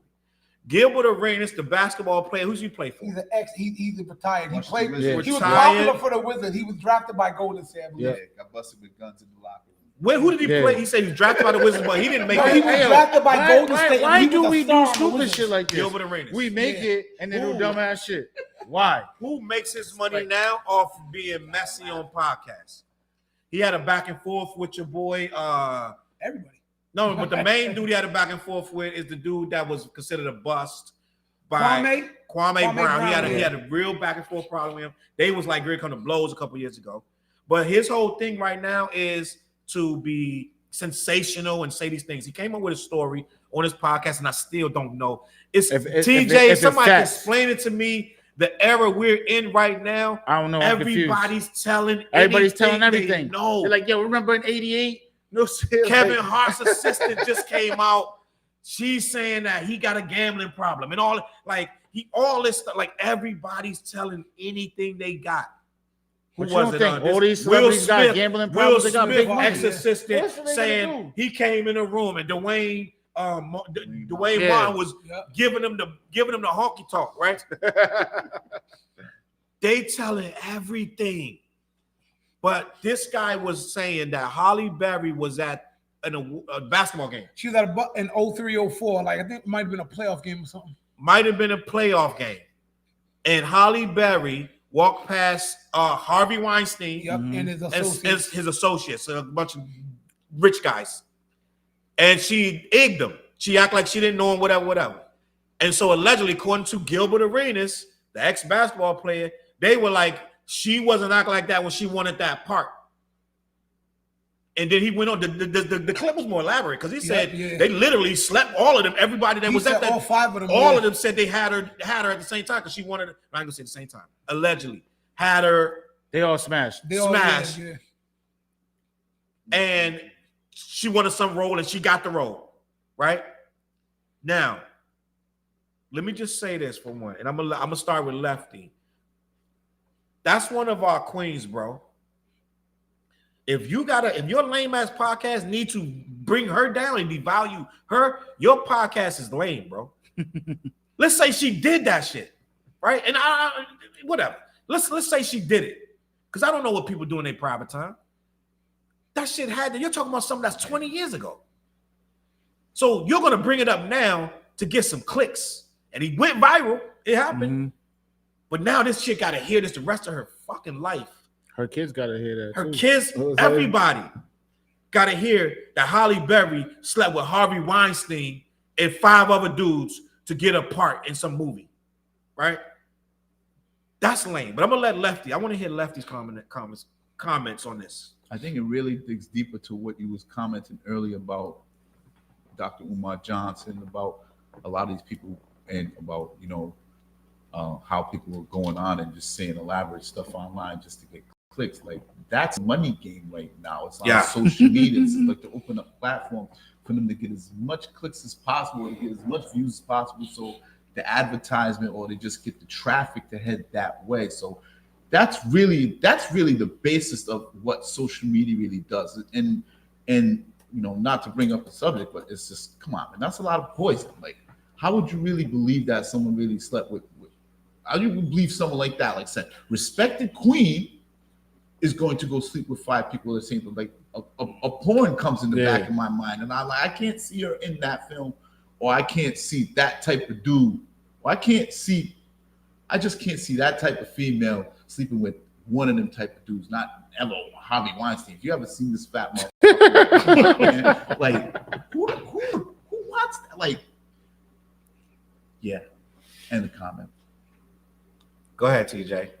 I don't even really know what to say. It's like, damn, You know what I'm saying? It's like you're gonna bring up, like you said, like bring up all this from her past, even good, whether it's true or not. Like, you're doing it for clickbait. You know what I'm saying? You're doing it to get the bag. You're using her. You're bringing her down to get the bag. You know what I'm saying? But I don't know. Like you said, it's like, damn, You Holly Berry, Harvey Weinstein, like I don't even sound right. You know what I'm saying?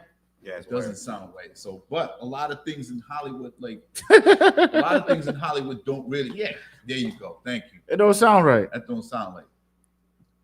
That like looks like someone from 90210 would probably sleep with him to get their role back together again. But a Holly Berry, who like just come on, done yo. sleep a swordfish and got an award for that. And did a That might be Monsters the movie. Ball. You said that might be the She's movie. gonna- Might be Yeah. the movie. Yeah, I yeah. know. Look, I was. That's one of the big I was movies Googling around what that movie time. did- I know what what you're movie saying. did Harvey Weinstein produce of Halle Berry between the start and 04? I was Yep. Googling like, but Harvey Weinstein had it like, I don't think. I mean, You probably seen Monsters Ball. let and me they all say had this. their ideas. Yeah, let me say this. The thing is, Halle Berry, like you said, revered as wow. She's like one of, as far as our community, she's revered as one of the queens.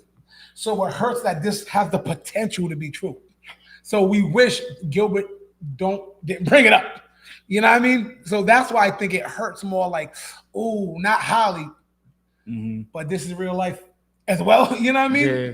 Yeah, but And no, I'm the on thing both that's sides of that dangerous fence. is, Like, it listen, sucks. listen to how we're talking about this situation and how disrespectful it is, but it gets worse from here. Mhm. It gets worse from here. You know what I'm saying? How many more skeletons are going to come out the closet from people? You know what's funny? Yo, It's that's not crazy, just. 'cause that's It all wasn't that's just going on Holly right now. It's not just Holly.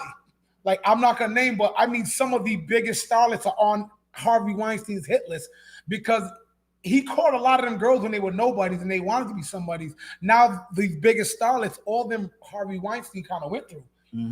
So it's sad, you know, but it's like, damn, Holly, potentially it's alleged. So is You that know- like quote unquote the director's chair?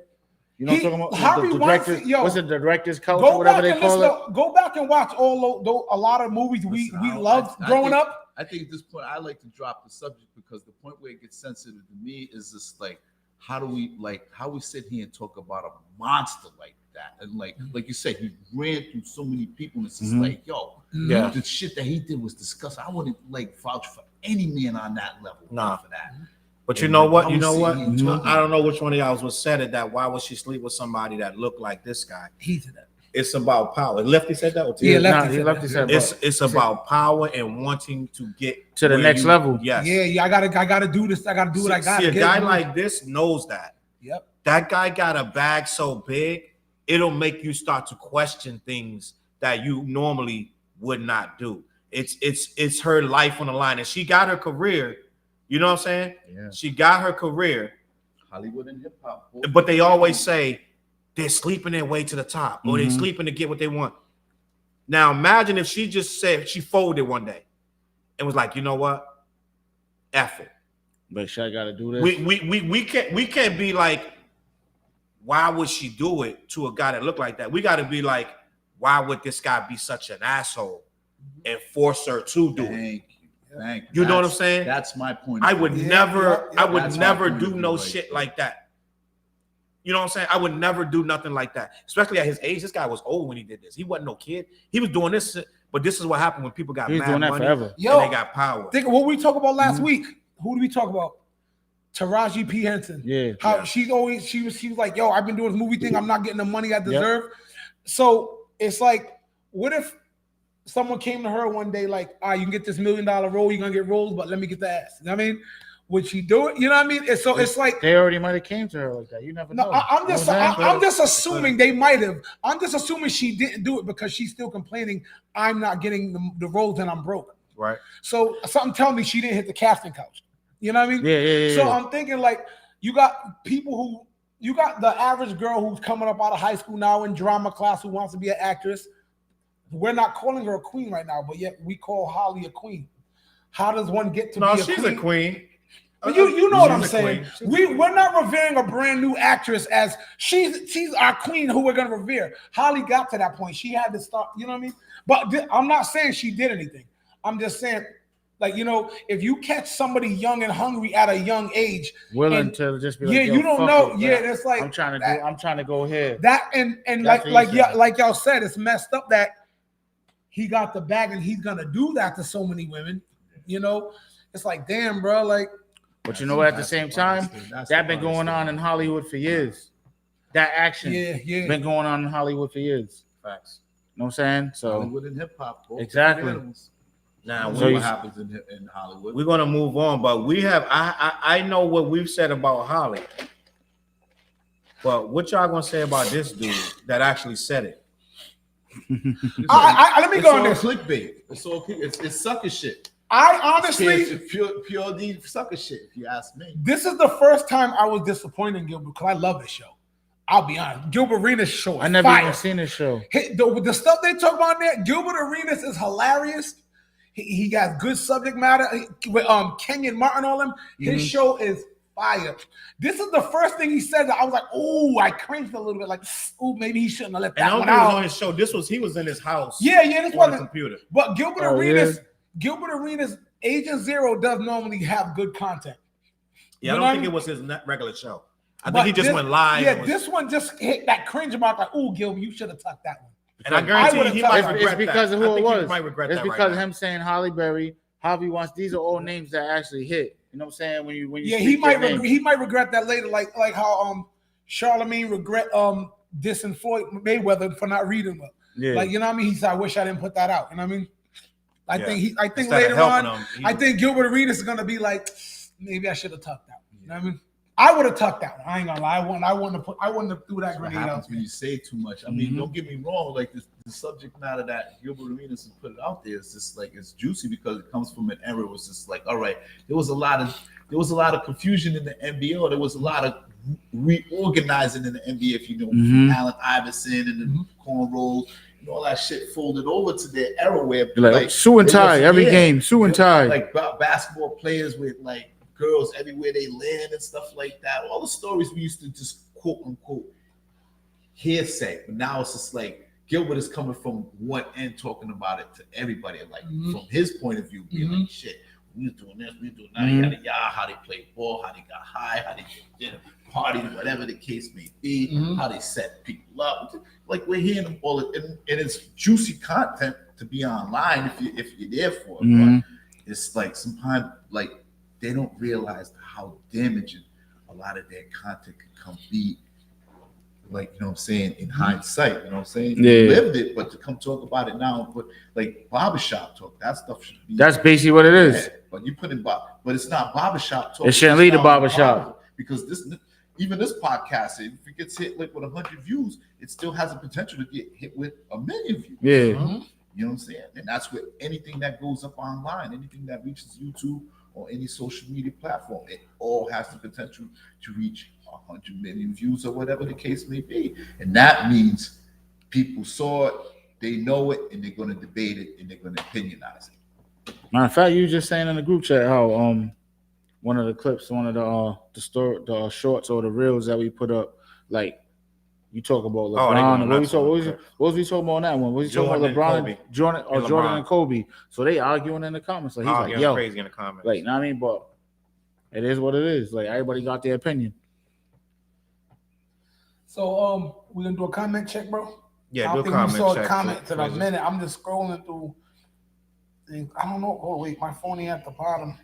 My phone ain't going to the bottom to the freaking comments no more. What's on? We don't got that joint up there no more. Oh, my bad. I'm sorry. No, I'm like, my phone is like, for some reason, stopping right here and it won't go anymore. It's weird. All right, here go the comments. I'm going to click them and you read them. So we had a bunch too, bro. We had a bunch. Know. I'm like, we haven't looked at them in a minute. I'm going to get it up for you. Go ahead. Umar, go ahead. If Umar wants to say Eminem not the GOAT, that's fine. But if some of the greatest hip hop minds want to put M in their top 5, like Fifth, Dre, etc., if he talking about I ain't never heard someone from the underground say I put that on Umar. All right, fellas. Oh, that's my man Trent. I didn't realize. What up, Trent? Yo, me and Trent, actually, Trent, another white boy. Me and him, we got, no saying, me and him, we got a single I just released. It's on Spotify, iTunes, everywhere. You should look it up. I'm saying it's fine. In regards to Holly Berry, Miss Diva say, I know someone slept for a Happy Meal and fries. Hey, shit happens. She was right. Benny said, money and having a high position will make anybody look like George Clooney or Al B. Jay-Z said, he goes, there's no such thing as an ugly billionaire. I'm cute. That's the Jay-Z line. Pleasure. Hey. What up? I'm gonna let you self-promote while I go. Oh snap! Handle your business. I'll be right back. I while Challz is in there, I'm gonna say I got like 2 new singles. Just follow an artist named Flizz and go follow me on Spotify and artist named Flizz on everywhere. Just follow me and get all the music as it comes out, man. I'm telling you, I'm doing some fly stuff right now, man. So like always, yeah, man. But yeah, I'm in the stew. I'm cooking up and working on a new album called "They Counting Me Out." You know what I'm saying? Yeah, I got January 12th. I'm at the Strand with the Locks. You know what I'm saying? So yeah, hit me up, yo. I'm cooking. I need to hear that remix. The Champagne's a good vibe. Oh, did I tell you? You know who's on a remix? Oh, you know who's on a remix? You know, Shout out to J Deuce. Shout out to J Deuce. I heard about it. I gotta He said, I heard about it. He said, I heard about it. Yo, listen, J Deuce, like he when the vocals came in, I'm like, ooh. But yeah, everybody's welcome. We going to Florida to shoot the video in St. Pete, you know what I'm saying, with J Deuce. And we about to have a good time though. Speaking of material. Oh yeah, for sure. Oh, for Challz. I got you. Look, your boy came with the flash drive. It's 2024, basically, flash man. Drives. So yeah, oh man, listen, I'm having a hard time dealing with that too. So yeah, I got a brand new mixtape out right now. It's part 1 of 3. There's like 2 more coming soon. It's be part of a collective called 101 Blends. I've been working on this thing for a long time, and I just finally got to work with it. My mind was just really stuffed and really stressed out for the past 3 months, and I really got a chance to clear it out. And here's the product of it right there. I hope you guys enjoy it. It's on YouTube. It's on my SoundCloud. It's on my Mixcloud. And you can download it. The link is on my Facebook. I don't know why people don't scroll. The algorithms go off. Challz is my brand new R&B mixtape right there. Hope you enjoy it. It's an hour long. I've been doing mixtapes since 88, 89. Oh, yep. Like since my St. Rayfield Academy. We said legendary. We did say legendary, right? Do y'all know about what the 4-track is? Oh, the 4-track is? Yeah. Man, listen. When my uncle was teaching me how to mix and do all of that stuff, I used to go to his crib. He lived in Lockwood, right? And I used to go there like every other weekend, just like freaked out, bring my records, blah, blah. And one week he taught me how to use the 4-track, and he showed me. When I got the logistics of it, I was just like, oh man, game over. Fucking ideas started running. It is. So when I finally it took me 2 years to make the goddamn tape too. I released it out in 92. It was called Quarter L. Man, but from then, you gotta understand. I've been making mixtapes since shit before I grew hair on my balls. So me coming into the evolution where now everything has to be on a USB, on a flash drive, versus me making it on a CD, putting the cover out and going to sell it. It's just like, man, I could probably only find 1 or 2 people right now that could sell that USB without a problem. Shouts to my man Crook Rock. You know what I'm saying? Crook be out there. The grind king. The grind king. Super hustler. Are you kidding me? I saw this dude in Atlanta. I might vacate. Wow. Wait, was you in Atlanta when we was in Atlanta? I think so. Yeah, because in January. Yeah, man. Okay, yeah. We was out there. Like I had a show out there. I shot a video out there. Shout out to Country Buck. Yeah. He was just out there just working. Damn, if he would have said that, I would have told you to pull up to the video show and everything. For a quick stint. Yeah. I had to make up for some other stuff. So. Yeah, all right. So we ate good while we was out there. We did. But me as a DJ, in the years I've had, doing this, is just like USB part is still still getting used to it, because I'm used to my consumers pressing skip, going back. Oh, I got to hear that again. Oh no, you got to bring that back. No. I'm used to that. So with the 1 track that goes 60, 70, 80, 90 minutes.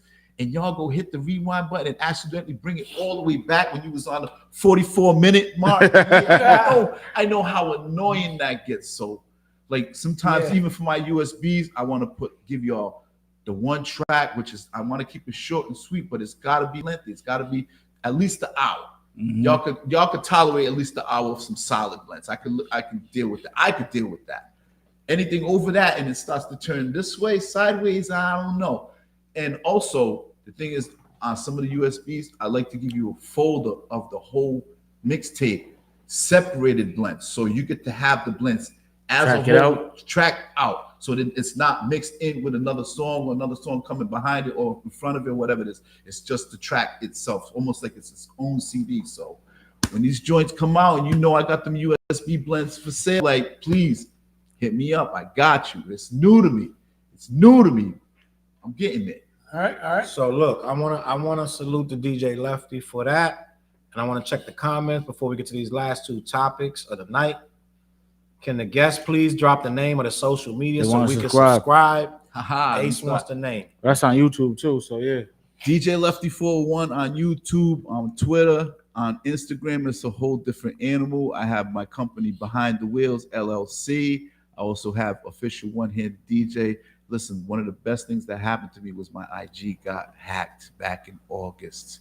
Listen, I was mad because I lost my resources to current music and all fashion and all topics up above. But the one thing that it did get me away from was me following other DJs and other trend-setting things that were just taking me away from my original content. Almost like it draws you to do what they do, which is not really like full substance. You know what I'm saying? I'm used to doing things with full substance. So sometimes when you see some of the DJs go online because they got stems on their Serato and it's like all of a sudden it just feels like they're making blueberry muffins with pancakes. That's what sometimes the blends online feel to me like. I work with substance. I'm working with crack, cocaine, and fentanyl over here. You know what I'm saying? He said, I'm in the kitchen. We need a whole day. Pancakes. We need a whole day. Boom in the building. Boom said he heard it already. DJ Boom, what's popping? What up, Boom? Boom knows what I'm talking about. We're not gonna yes, sir. Listen, bro. Listen. We need a whole day. I want to get you, Boom, and about 4 more DJs and just have a real conversation, Rhode Island discussion about DJs. Just that's a whole nother thing we want to do. We should make a whole special show just for that. Just bring y'all DJs and we just talk DJ and music, old school, everything. Let's set that up. So even Challz, to bring it into that, just to hypen up the idea, you'd have to bring in the DJs according to decades. Ooh. Because in certain decades, there was DJs that mattered in the 80s. There was DJs that mattered in the 90s. So you need DJs that mattered DJ in 2Ks, and there's DJs that mattered from 2010 till now. Right. Benny, I see your question. I'm gonna get to you. No, but I'm sorry. I ain't mean to cut you off, but he wrote it 3 times. So he's like, he wrote 3 times. So he said, "Hey fellas, what got y'all into doing music?" We're gonna get to that. Me being me. Let's talk to it. Let's talk about it. Me. I got a podcast. I'm working on a podcast of my life story a little bit to come out next year. It's still in the works, but just to elaborate with me as a DJ, me growing up handicapped, born, raised with one hand in Cape Verdean cultured household. My parents always looked at me as being like, you know what? Don't let nobody cripple you. Don't let nobody put you down. Don't let nobody consider you less than. You have 2 hands, which comes back to my trick question from why I asked the trick question. How many hands do I really have? And if you really said Lefty has 2 hands, then you are absolutely right. If you sat there and thought about it and you said, oh my God, does he really have 2 hands? He was still absolutely right about that. My parents entrusted me with that gift, first of all, to control my mind. And believe you me, once I left that house as a little kid, man, oh my God, the world was me. It wasn't like I was denied with sports. I was denied with little social things like that. I remember balling at Roger Williams Park in like 82, 83, wanted to go break dance. DJ Buck was there, DJ, and all these namesake people was there. And all of a sudden, I'm like at the front of the line, getting ready to get on the cardboard. And they're like, oh, you can't get on there. I don't know, you got 1 hand. I don't know what's going to happen. You might break the other one. You know what I'm saying? So I was heartbroken as a little kid. So when the art of DJing came to me, I kept that shit secret for like almost 4 years. Like only my closest people knew that I was actually in the basement or at my friend's house cutting, scratching records up to PE, you know what I'm saying, the Beastie Boys, Def Jam, to Audio 2, you name it. I was cutting them records Audio up. 2, and it wasn't until I got to Hope High School after I left St. Rayfield Academy in 1991. And the story is Mike Nice and Paul Michael, my man Paul Michael back in the day was performing. It was thing with the hype. reggae stuff right now, right? And so Paul Gale, I know it's Paul Gale. Y'all call it Paul Michael. Mm-hmm. But that's a different Paul Michael, not the reggae DJ. Different dude. Paul Anthony, excuse me. I'm getting names all confused now. He goes by so many aliases. But Mike Nice, DJ Big Leg, was supposed to perform at that show, and for some reason he couldn't come. And so when they were scrambling looking for a DJ, my man on the side was just like, "What about Alan? He a DJ." And everybody looked at me like, "Huh?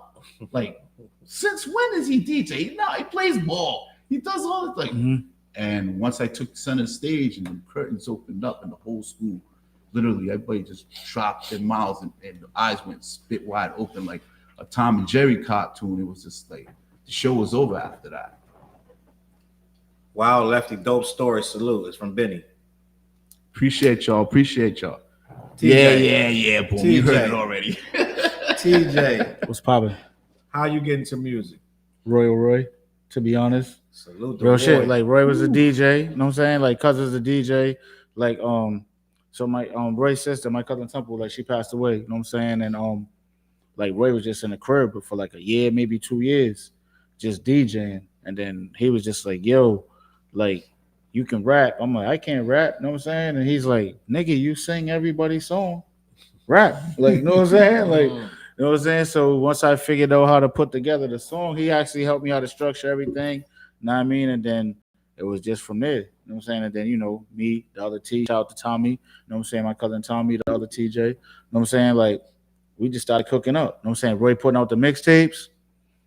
We doing all the freestyles and the intros and all of that. You know what I'm saying? Like we came from that era. Like the Lefty, Mike Nice, Roy.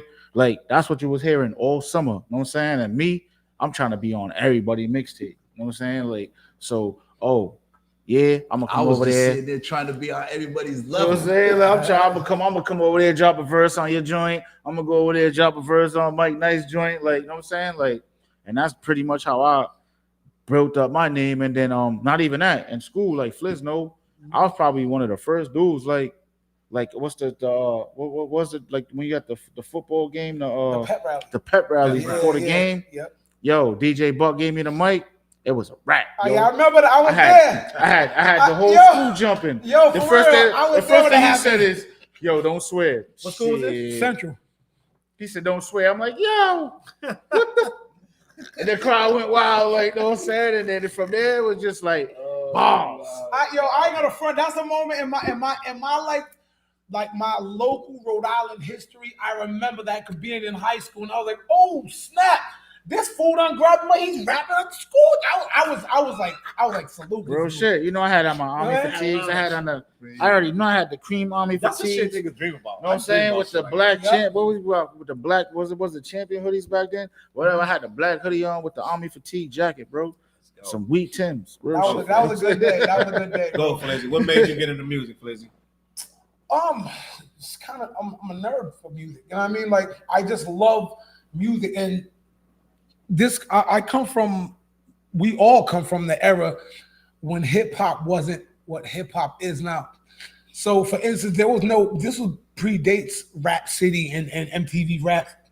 When you was a slave to the radio, we didn't have the internet. You could play whatever.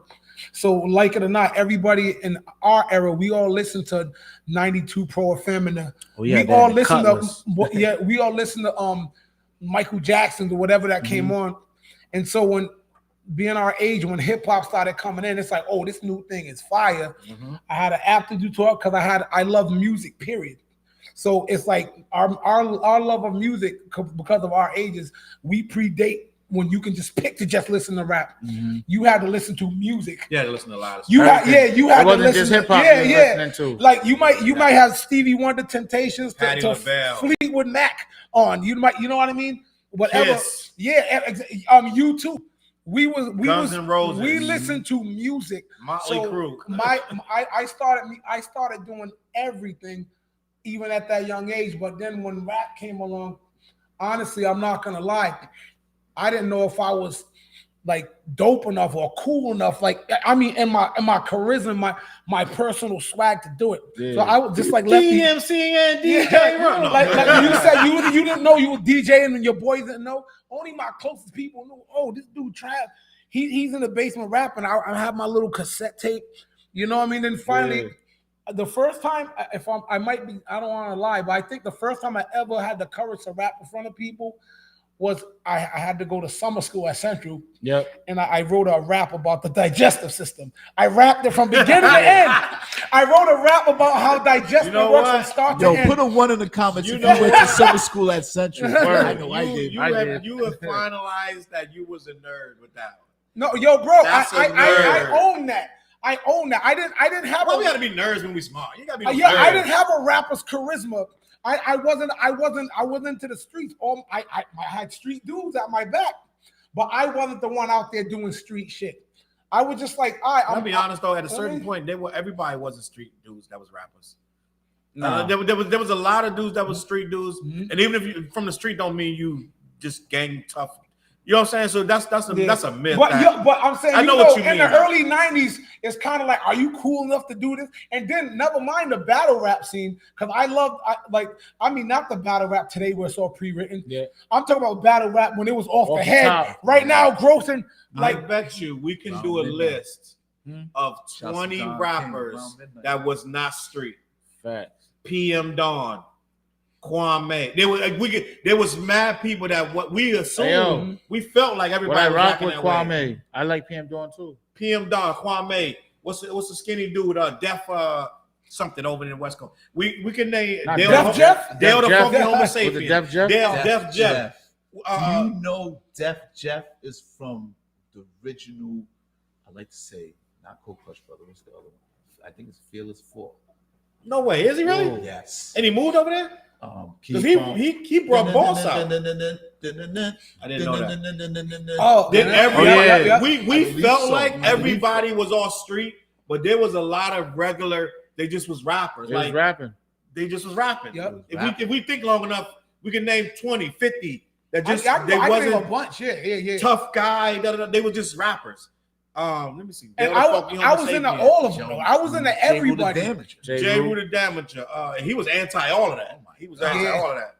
Yeah, there were certain rappers who were like, you can't be corny, you can't be street. Yeah. You got to be knowledgeable. No in between, one time, in between. Yeah. We were talking about this guy one time, and you figured the name out. And I was trying to describe him, and you were like, oh, da-da-da. And you figured the name out. Divine Styler. Yeah. Oh. Remember Divine Styler? What happened to Divine Styler? Yo, rap was everybody. See, that's what we didn't understand. Everybody had a chance. What's the dude? I wish I was a little bit taller. Skilo. I wish I was a baller. Skilo. He wasn't gay. I wish I was. I wish I had a girl who looked good. Did he only have one hit? He really only had one hit, right? He had 2 hits. What was the other one? I'm back in the days. That's Ahmad. Ahmad had 2 hits. There was a time you could be yourself. There was a time, and you still. I feel like rappers should be themselves right now. You're supposed to be yourself. Like, you know what I'm saying? Divine Styler, Def Jeff, Skilo. Who else we got? Like, we can get a list of 20, bro, of rappers who were just. What's up? Milk is chilling. Audio 2. Rappers who were just themselves. But they was Special Ed. I had the highest title. He wasn't gangster. Slick Rick wasn't. It was the moment I feared. Like, yo, Slick Rick is in my top 10. Nigga, now that's what you call a classic. Me and Wifey listened to the Great Adventures of Slick Rick. Yep. We listened to that when we was in, I think we was in Florida. And we played it. I only skipped one song. Which one? What song?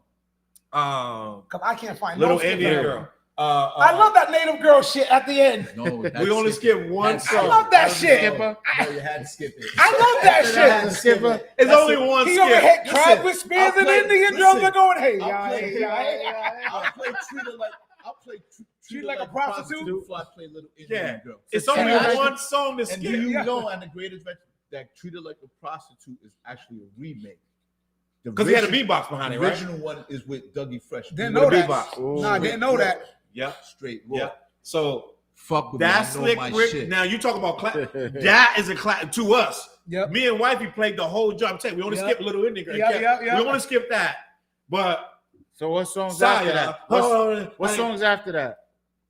After Little Indian Girl, I think it's Teenage Love. Teenage Love. No, I think. Yeah. Because I remember on the cassette, Little Indian Girl, Mona Lisa, yo, Scoop Kid, Young. What's it? Hey Young Hey World. Young Worlds. That's the Wait, those are all so wait. B-side joints. Who was it? What's this? It goes Treat Her Like a Prostitute. Teacher, can you help me do it? Yup, The yup. last song of the album is Lick the Balls.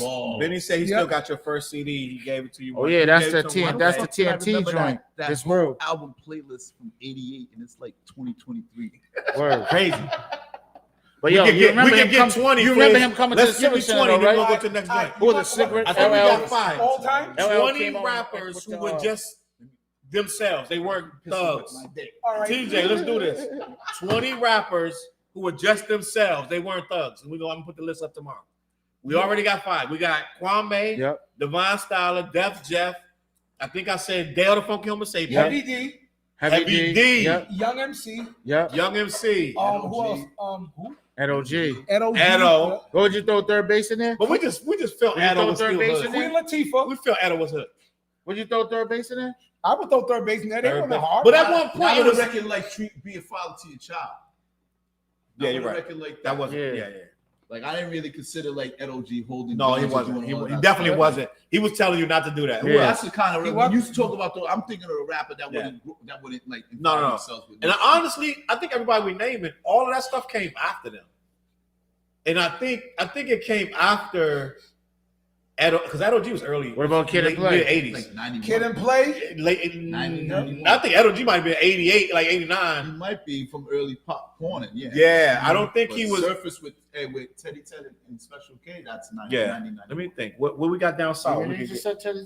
What we got down south? You said Kid and Play? Kid and Play? Kid and Play. Yeah, 87, 88. Some females. MC Light was not thuggish. Latifah wasn't thuggish. Salt Pepper wasn't thuggish.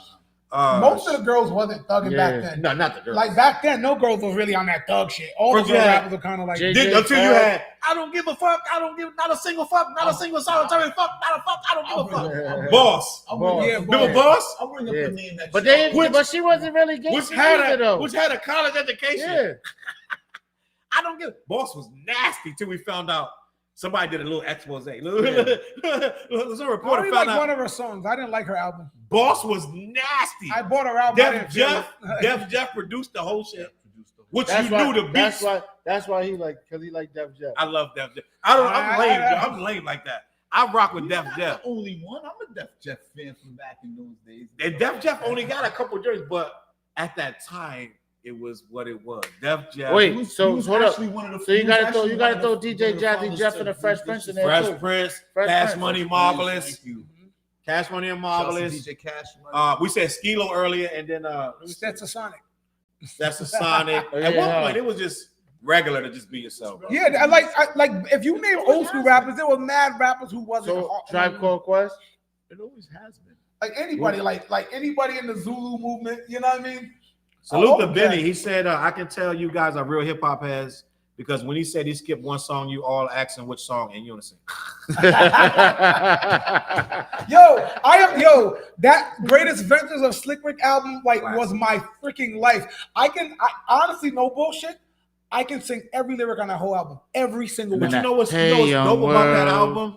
Is he made a real rap album that was just banging and it made hits. He didn't try to make hits, he just made good music and the shit was just hits. Teenage Girl, the radio somebody would never make a song like that. Teenage Love and say, okay, this is a hit record. No, he just made records.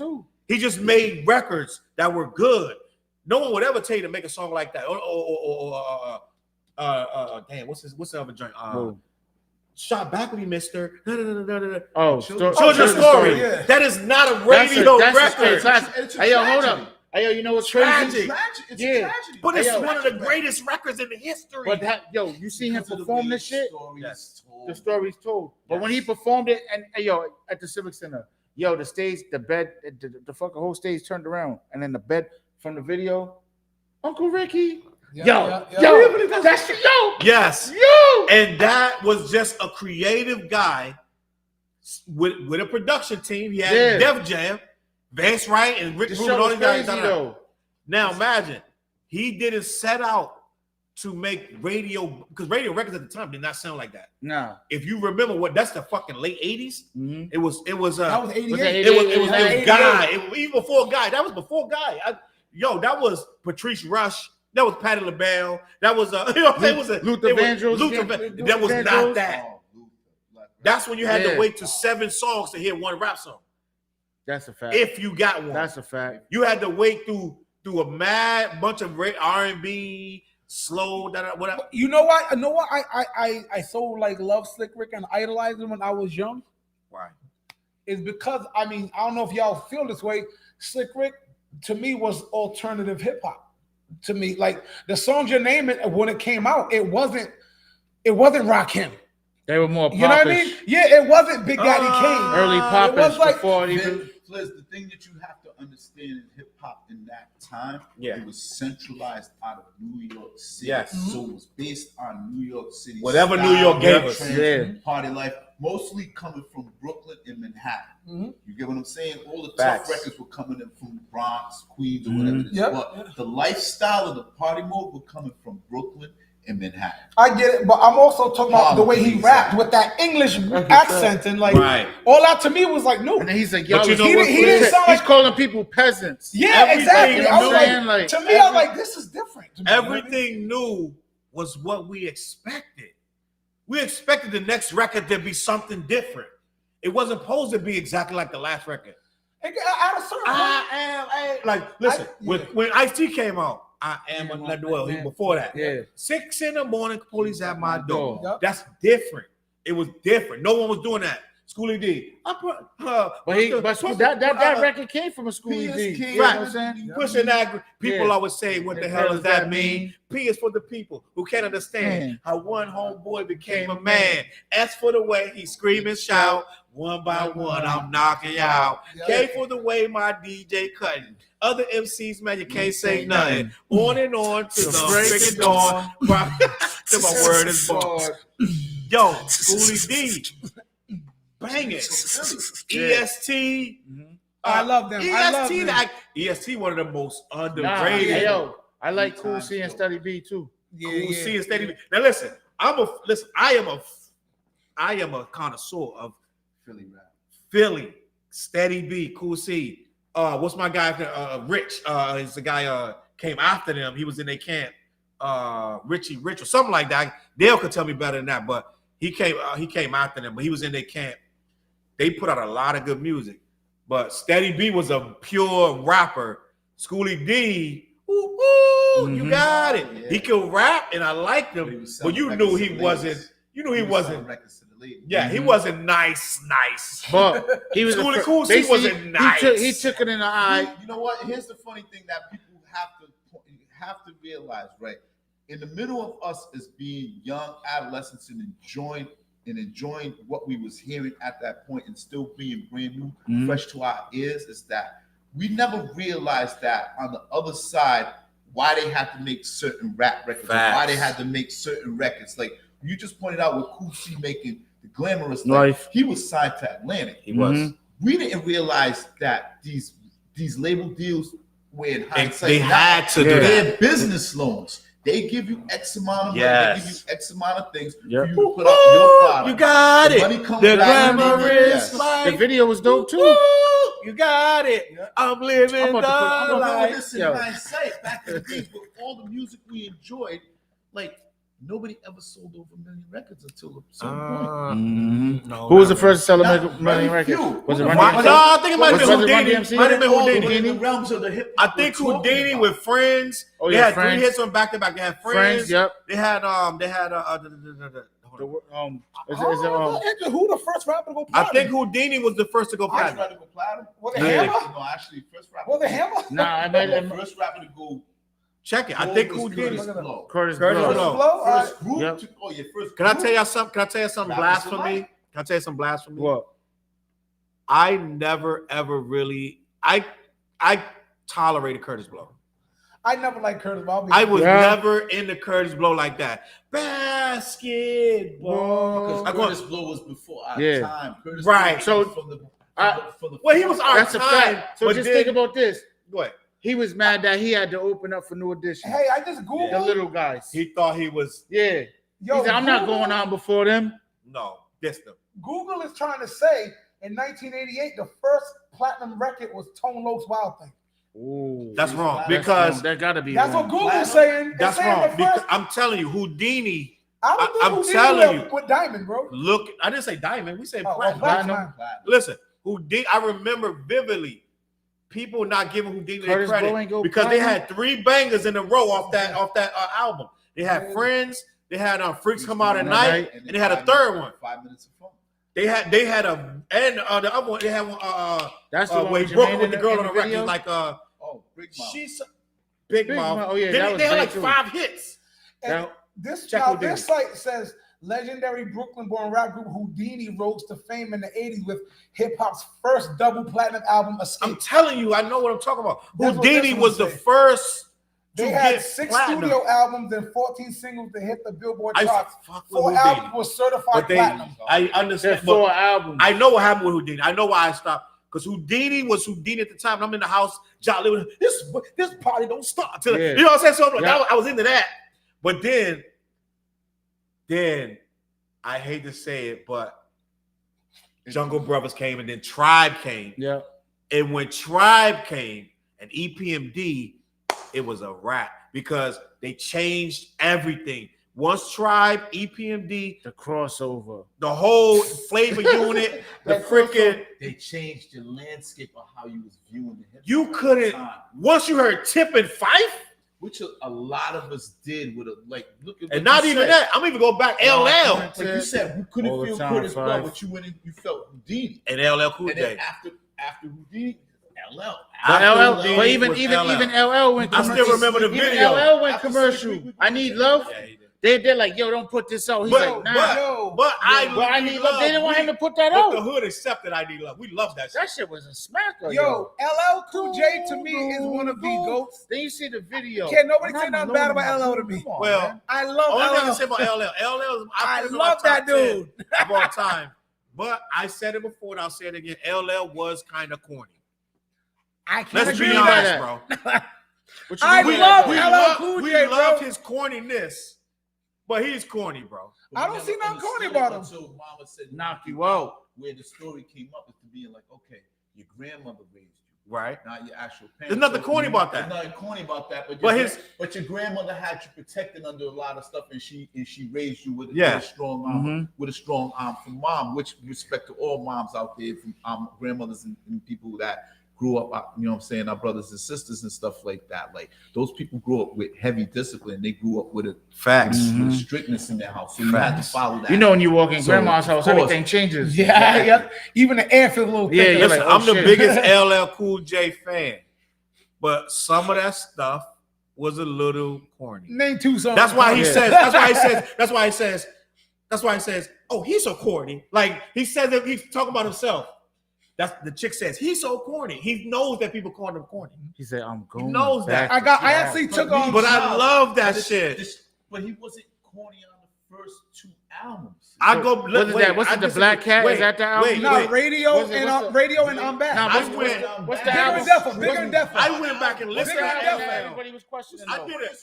Walking with a Panther. Me and wife would go to Vermont, and I did an LL Cool J. I said I'm going to listen because I let her go to sleep. I did an LL. My rhyme ain't done this corny. That song was crack. Hell no. Wait a minute. Hold on. That song was crack. It was cracked back in the day. For real. Wait. I'm gonna my rhyme ain't done. I'm gonna pick up the thing right now and do LL. But I listened. I don't know how long ago you listened to LL. I listened to LL recently, and I went through all them joints, all the albums, most of them. I once I got to like LL Cool J, the album where after Mama Said Knock You Out, and it just started declining a little bit. I think that was 14 Shots to the Dome after that album. 14 Shots to the Dome was a really bad album. But he said that too. What's the one with Boys II Men on it? What's that one? Oh, I forgot. The Hey Love. Here's the proof about how his corniness worked. Tina got a big old butt. Oh, I know yeah. I told you I'd be true, but Tina got a big old butt. So I'm leaving you. See ya. That's one of the realest. If we're gonna have an honest LL Cool J situation, I know. let's have an honest LL Cool J situation. LL was my guy. LL, I never saw a rapper perpetually making a comeback. Every 2 years, he was making a comeback. No other rapper had to come back all the time. Listen. Don't call it a Don't comeback. call it a comeback. I've been here for years. Rocking my And pin. every time, if you go back and watch it, because they got them on YouTube, the old ass Rap City episodes. Anytime LL was on there, he was talking about his upcoming album that was going to be a comeback. This is the late 80s. He's making comebacks. The late 80s. Mid 90s, he's making a comeback. Walking with a Panther. 98, he's making a comeback. Those were 90s. That's what I'm saying. Like He's that album, making they consider one of his worst albums. No other rapper had to do that. I He'll think, no, consider that one of his worst albums because he was 14 shots. Nah, Yeah, he hates 14 shots. He hates 14. He shots. hates. No, you know what's 14 worse shots. than that? What? Exit 13. Yeah, that was bad. That was bad. But that was him just getting off that contract. He's like, But you know what the thing about LL Cool J is though? LL, this is me. He reinvents himself every album. I like Radio didn't sound like Bigger and Deffer. Bigger and Deffer didn't sound like Mama Said Knock You Out. Mama Said Knock You Out didn't sound like 14 shots. So I think that maybe that's like I gotta come with this new shit. It's like then you got the cannabis But the battle. other thing too is that you got to remember, like between the 80s and the 90s, there was a lot of supremacy about rap supremacy too. So a lot of that held, And a lot of rap changed the quickly. realms of an LL Cool J, a Rakim, Cool G Rap, and all these like elite MCs and stuff like that. Even KRS with all of them going back and forth with the thing. Like there was a lot of KRS had to make a comeback too. That rap supremacy up had next. but the rap supremacy part of the streets had to reflect on the records a little bit. I get it. Yep. When you're going left with the records, it's now they start with, especially with LL, like, okay, you drop I Lead Love, which sold like Jesus Christmas. Paying cookies in a plastic bag. What's that? Getting Yeah, he hates that. He hates that album. Yeah. You know why he made that? He was high. That's why he made that. That's what he's talking about. No, for real. He said that shit. Like, I gotta come back. LL got a song called "Who's Afraid of the Big Bad Wolf." Oh yeah. I don't even remember that song. I almost wrote a song by that title. Wait, I got what lie. album that's on? I don't even know what's. I don't even know what it says. It came. It came Who's out. afraid of the big bad? I feel like I remember that shit, yo.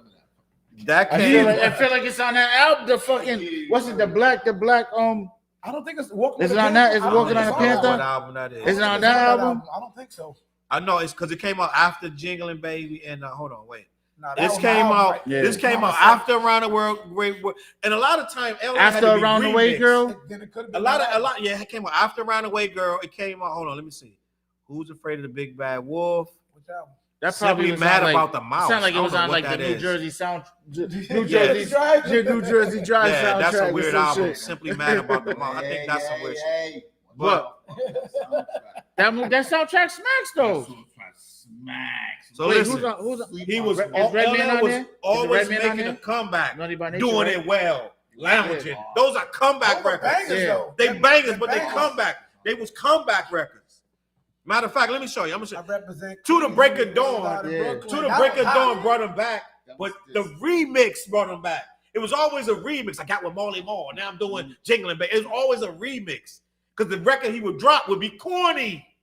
The original version was always corny. Then he would go reach out. He'd get Marley Marl. Somebody did Marley Marl. He remixed it. Booming System. That was a remix. Now let's take it back to New York City culture. Why was half of the records being remixed? Because they wasn't reaching the likes of Red Alert or Mr. Magic to play it. You get what I'm saying? Once they reached their hands, it was a rap. It was a certain height. But when like you said, when Tribe or De La or Jungle Brothers read them shits was getting ran every week. But that's Red Alert's team though. And don't get it wrong. That's the track. The Sonics too on them on the native tongues were different than what the records everybody was used to. Yeah. That's true. That's true. You got a Rick Rubin produced record on an LL going hard versus Prince Paul and Stetsasonic combining to do all the records for native tongue or at the point and whatever it is. And we go back to the promo by. But even De La left native. Even De La stopped messing with Prince Paul after a while. They had started doing their own thing. They did their own thing. They were completely left. De La Soul, 3 Feet High and Rider was completely left. But the album Flower was Power dope. and all But that. the album was dope to us because It was. when we wasn't on that street level, we was. Can I be honest with you though? I went back. Be in the house before the street, like, come on. De La Soul just they just got all the rights to the music. Yep. God bless. And they released Daisy Age. They released not Daisy Age. It's called 3 Feet High and Rising. Yep. I listened to all of that shit about 6-7 months ago. I listened to everything. I went and listened to Stakes is High, all that, and I realized that 3 Feet High, as much as I revered it and I put it in like these levels, I realized a lot of that stuff I had to skip right now. At the right now. No, right now. Like I had to skip. I was like, I remember this, and back then I was skipping it then. Because it was part of our adolescence. It was part of it, and some of the stuff is like, yo, this is like, I can't listen to it. Like, I already know where this goes. It's like a skit with it's just nonsense. A lot of their skits just was goofy. But they were 18 years old. And guess how old I was. Guess how old I was when they dropped it. 18. So you related to it. 13 when they dropped. I related to it at the time. Yeah. And some of it's good, but as I relate to this stuff got better, it got better as and briefly Stakes is High and all that, it got better. Yeah. Balloon Mind State was different too. So you can't even rate hip hop. Sometimes it's in a bubble. Like at the time, it was good. You know what I'm saying? At the time, it was like, that's just amazing. Go back and listen to De La Funk Homo Sapien now. You know what I'm saying? It's gonna be like, it's okay. You know what I'm saying? Like alien shit. It's gonna feel weird. But it's like that's the era that you was coming up in. So it's like basically saying how with the drill music and everything, like this is what the kids relate to. This is what their era. Yeah. Your palate You know what I'm saying? changes. Which So is it's like, yeah. low key crazy that if drill is all these kids got, they in trouble, bro. But all this But stuff, that's what But see, it's important to know that we grew up with all Mobb these, Deep.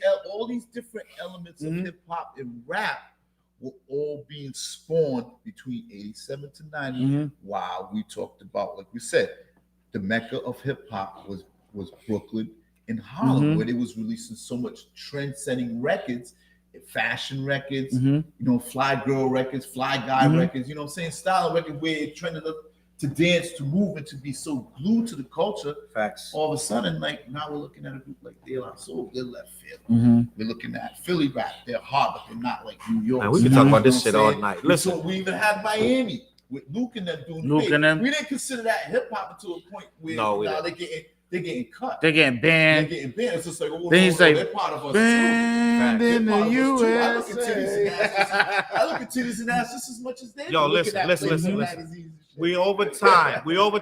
He said, hold up until that record comes on. What I'm gonna do, like, don't stop getting. I want to have this conversation because we said we would, but we are over time. I'm gonna give us 8 minutes to finish this conversation about Biggie with the lack of Forgot about that. material. We said we're gonna discuss it, so I want to discuss it. All right. Flizzy said Biggie only has 2 albums. Why do we put his catalog up against people That's a question. who have so much more music to offer? No, it was more on the lines of when homie was talking about Eminem and saying his body of work. Body of work. So when you say body of work, that encompasses your body of work, bro. So the thing is, I know we wanna put Biggie and we wanna put him on the pedestal, but if you start saying body of work, he don't got that. Let me start this one. He has a body of work. I need and this it's fire. And then I'm gonna let Lefty talk and TJ talk. But this one I'm gonna say about Biggie's body of work, right? Yep.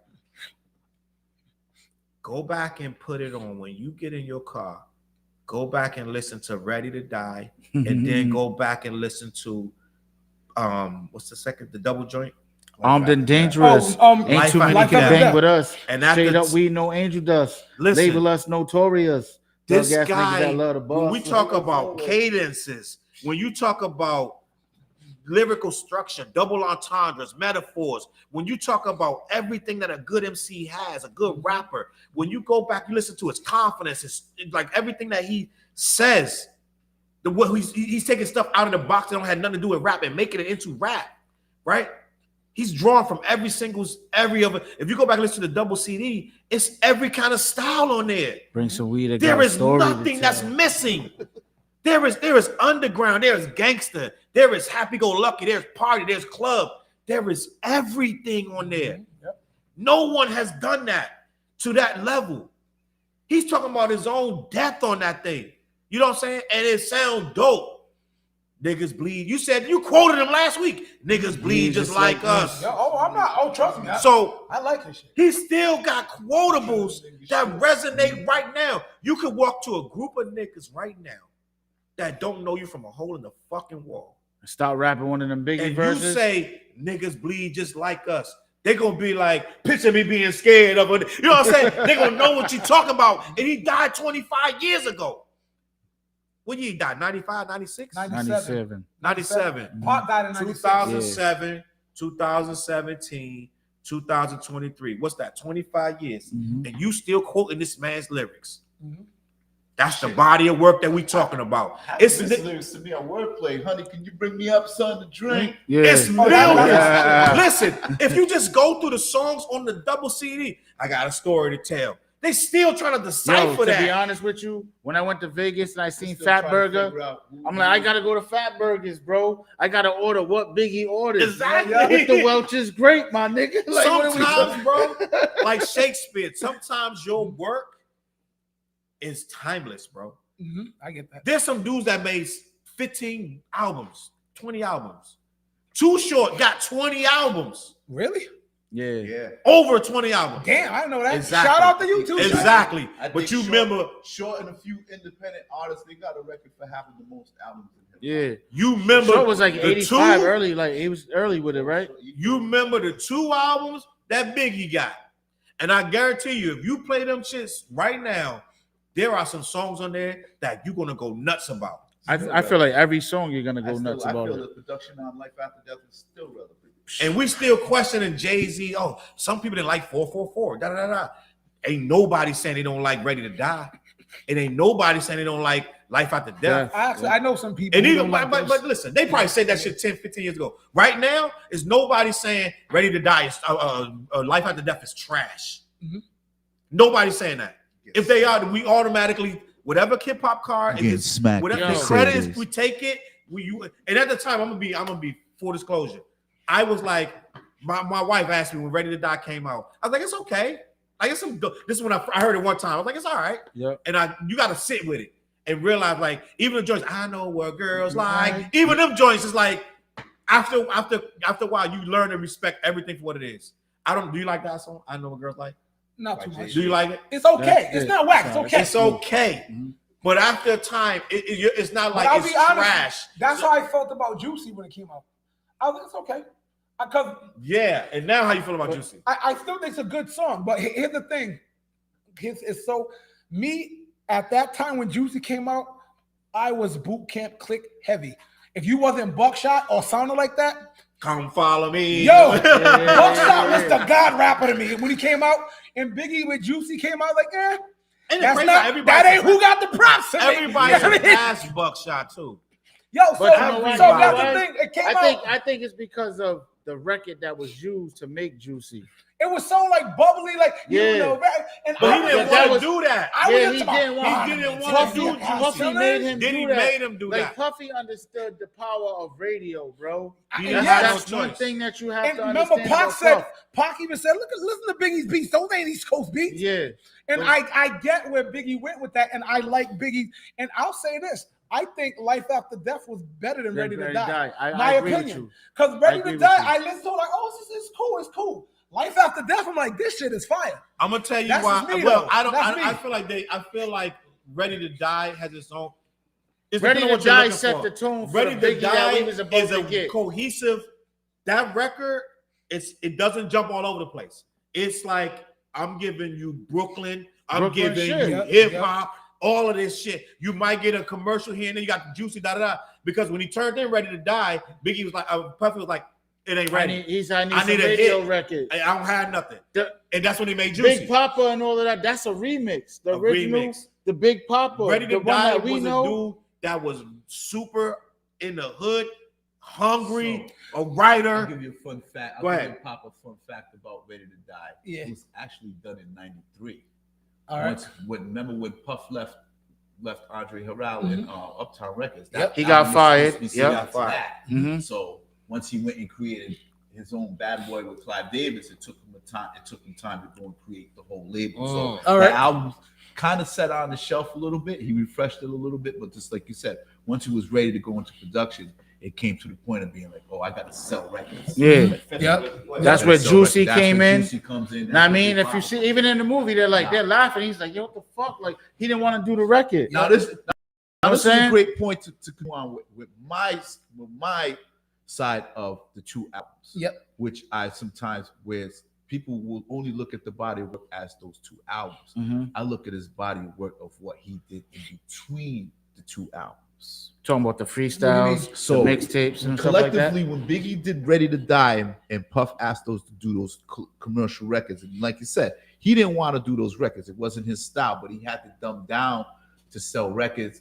Pop being in his ear and a few other people being like, listen, you could do all of that rap lists, but you got to learn how to sell records. Pop was put him on the game. He's right. Once it came down to One More Chance dropping to see how much if he sold of a record and how smooth it is to see how much he sold and how big rise to the fame he got.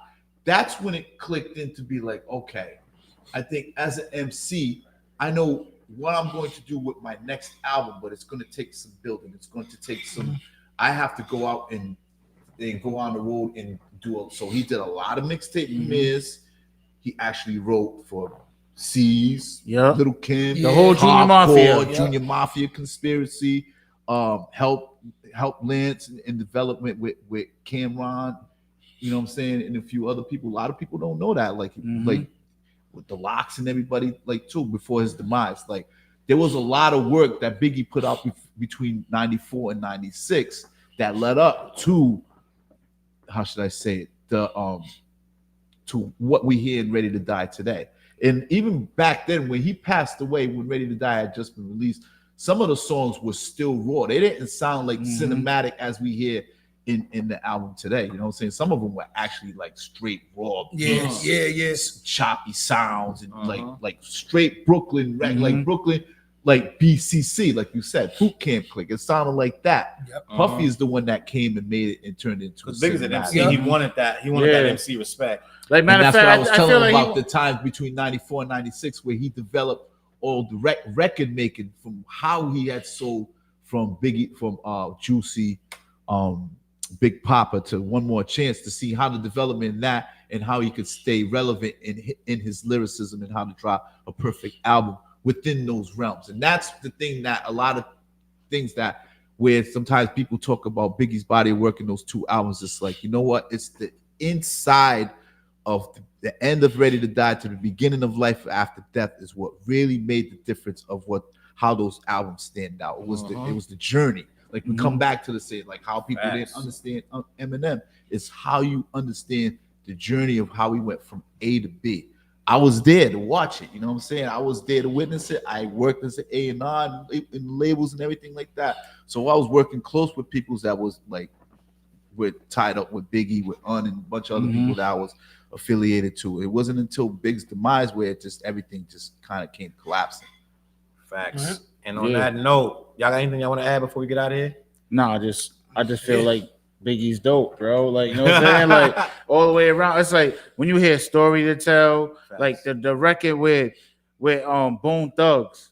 Like once I heard that record, I'm like, yo, that's something that you're not expecting Biggie to do. Where he said the car got told niggas parked by a hydrant, stupid motherfuckers. That's niggas bleed just like us. Yeah, he's telling the whole story.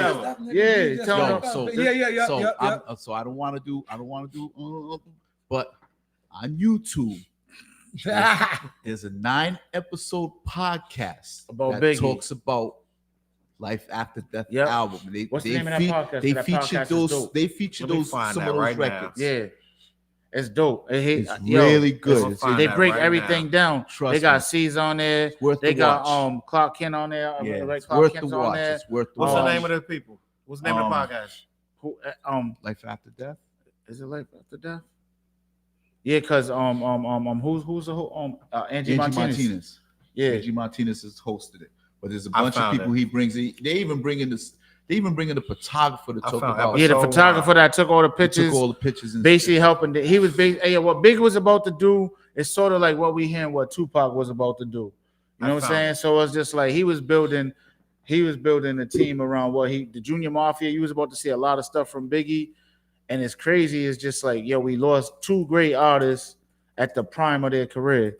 But that album right there, it put like Biggie was like, yo, look, like I'm the fucking, Yep, that's it. like I'm the, like, you know what I mean? Like top tier. And all the extra albums that we get, those are the freestyles that they use some of those verses for to make them actually songs. He wasn't like Pac, where Pac was in the studio recording and had mad music. You know what I'm saying? Like Biggie worked on albums. People in the studio for 12 hours. Yeah. And make Ed do everything he couldn't within them 12 hours. He was a machine. Pac was a machine. He was a machine. I'm going to promote what they're talking about. This is the podcast, Life After Death with Andrew Martinez. The first episode featuring Fat Joe. It's a podcast on YouTube. I am going to listen to that tomorrow. I'm going to start watching that because I listen to stuff about historical things. I watch a lot of stuff. Like I was watching Vlad interviews today about Biggie, more Tupac murders, conspiracies. All day. That's all I listen to. But this is Biggie. I just listened to Biggie's book. I learned so much about Biggie from the book that they just brought out. What's the name of that book? Because you sent it to us in the group chat. I didn't get a chance to tap in yet. Unbelievable by the Coca. Yes, I have it. Fantastic book. Oh my God, I cried.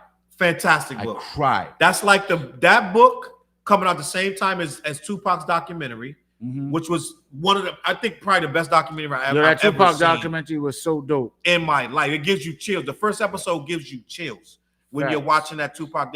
As it starts talking about Tupac, within 5-10 minutes of that documentary, as it's talking as it's relaying out what's going on, you start to get chills about what happened. But I'm gonna leave it at that. We are already 16 minutes over our normal end time, which we always go over, but. Now we 16 minutes over. And I'm gonna get out of here. We could talk for hours. Yes, sir. I really enjoy having Lefty here. I respect his hip-hop knowledge. I appreciate what he brought to the table. He will be back here if he decides to join us again. He will definitely be back. Thank y'all for watching. CLBMG. Make sure you go over to that website. Check it out. Make sure you support. Every Wednesday right here at 9 o'clock, y'all. Tap in. Spread the word, man. Tell your friends to tell their friends. 9-ish. And we can be friends. We'll be on by 9:05. We can do this every Wednesday. All right, you know what I'm saying? We do every Wednesday. Derek Hall said Eminem show. Screwball will definitely be in the building with us. Our big up there with Big. My guy Derek said, I'm sorry, Beanie said, I said Beanie. Beanie said one of the things that set Biggie apart was quality over quantity. Exactly. Ace, salute to Ace watching on YouTube. He said another great live. Thank you, Ace. Guys. And that's it. The what? Make sure you come back next week. No doubt. And we got a lot of clips that have been going out. And I'm going to be triple time this week on the clips. On TikTok, Instagram. People be arguing on them clips. Somebody called and said some old niggas talk about some shit they don't know about. But you know what? We know what we talk about. And I'm going to catch y'all on that. ColeonClothing.com. Tap on the website, ColeonClothing.com.